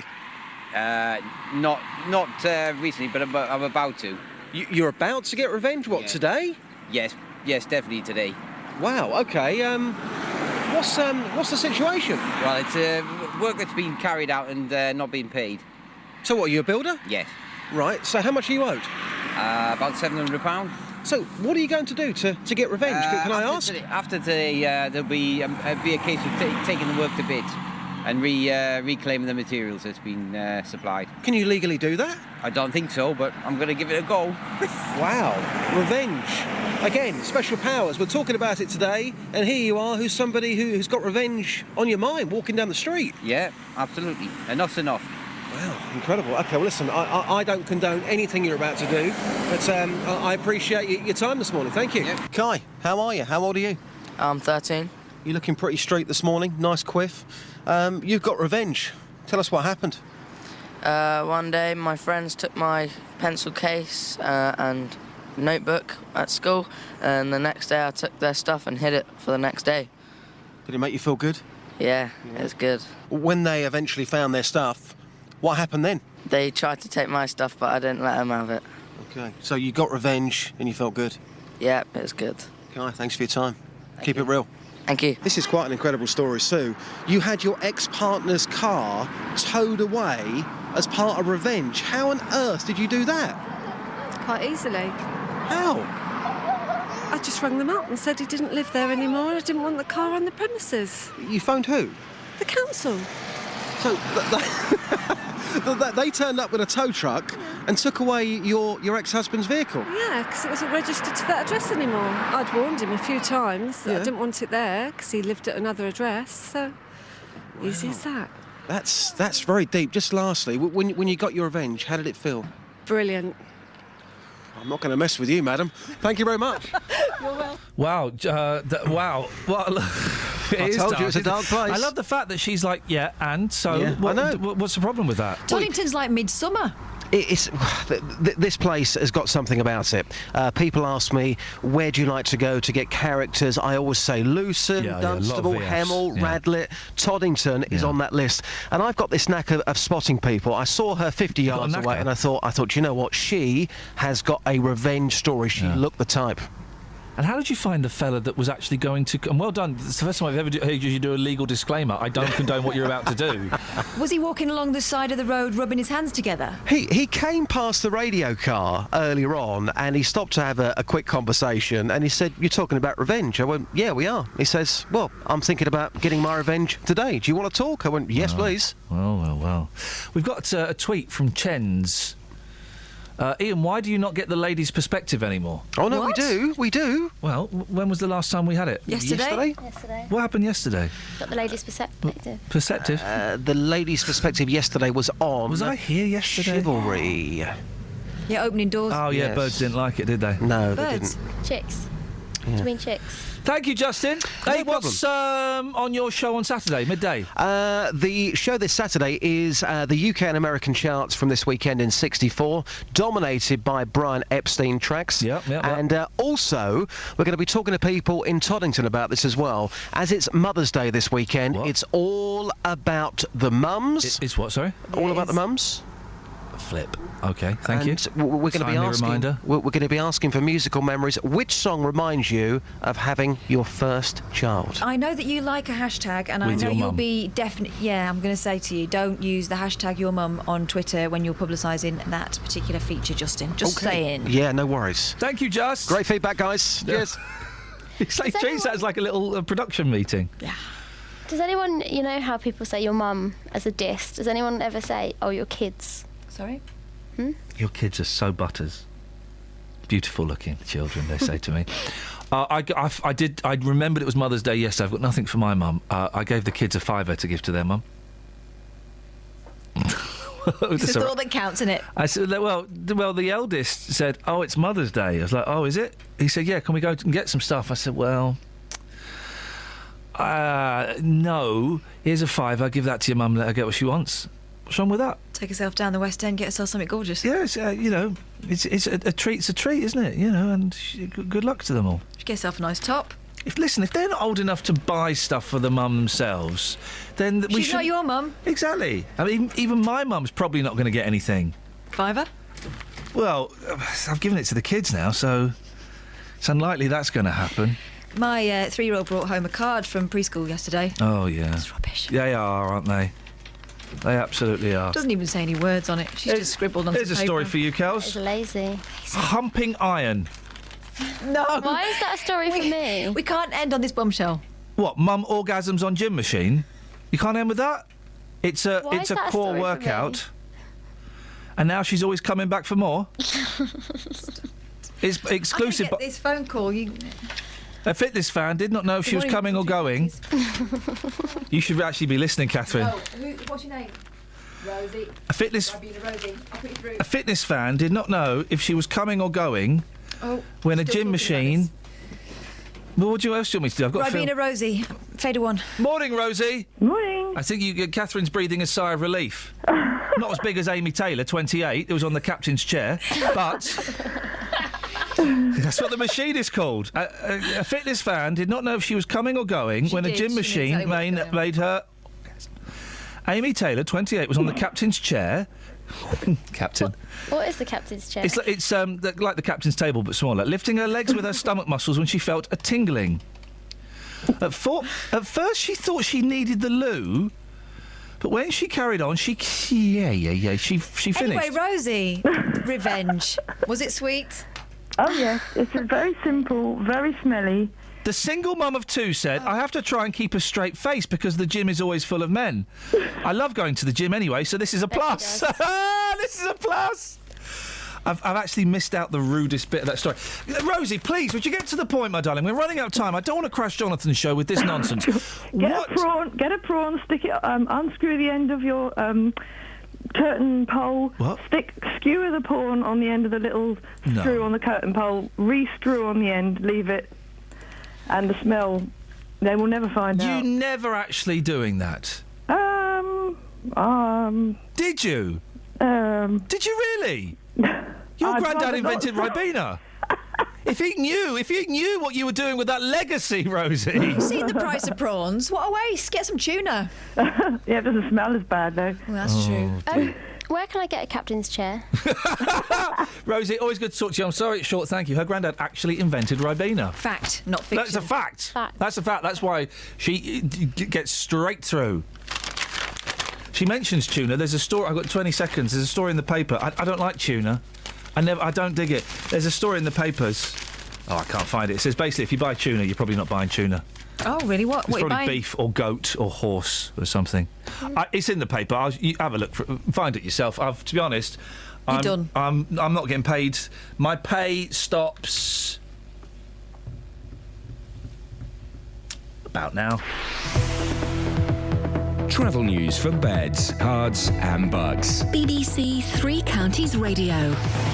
In Milton Keynes, Standing Way is closed eastbound between the Kingston Roundabout and the Bedford-Milton Keynes South Junction because of an accident in the roadworks. In Leighton Buzzard on Old Road, there are delays from Globe Lane to Stoke Road because of a burst water main.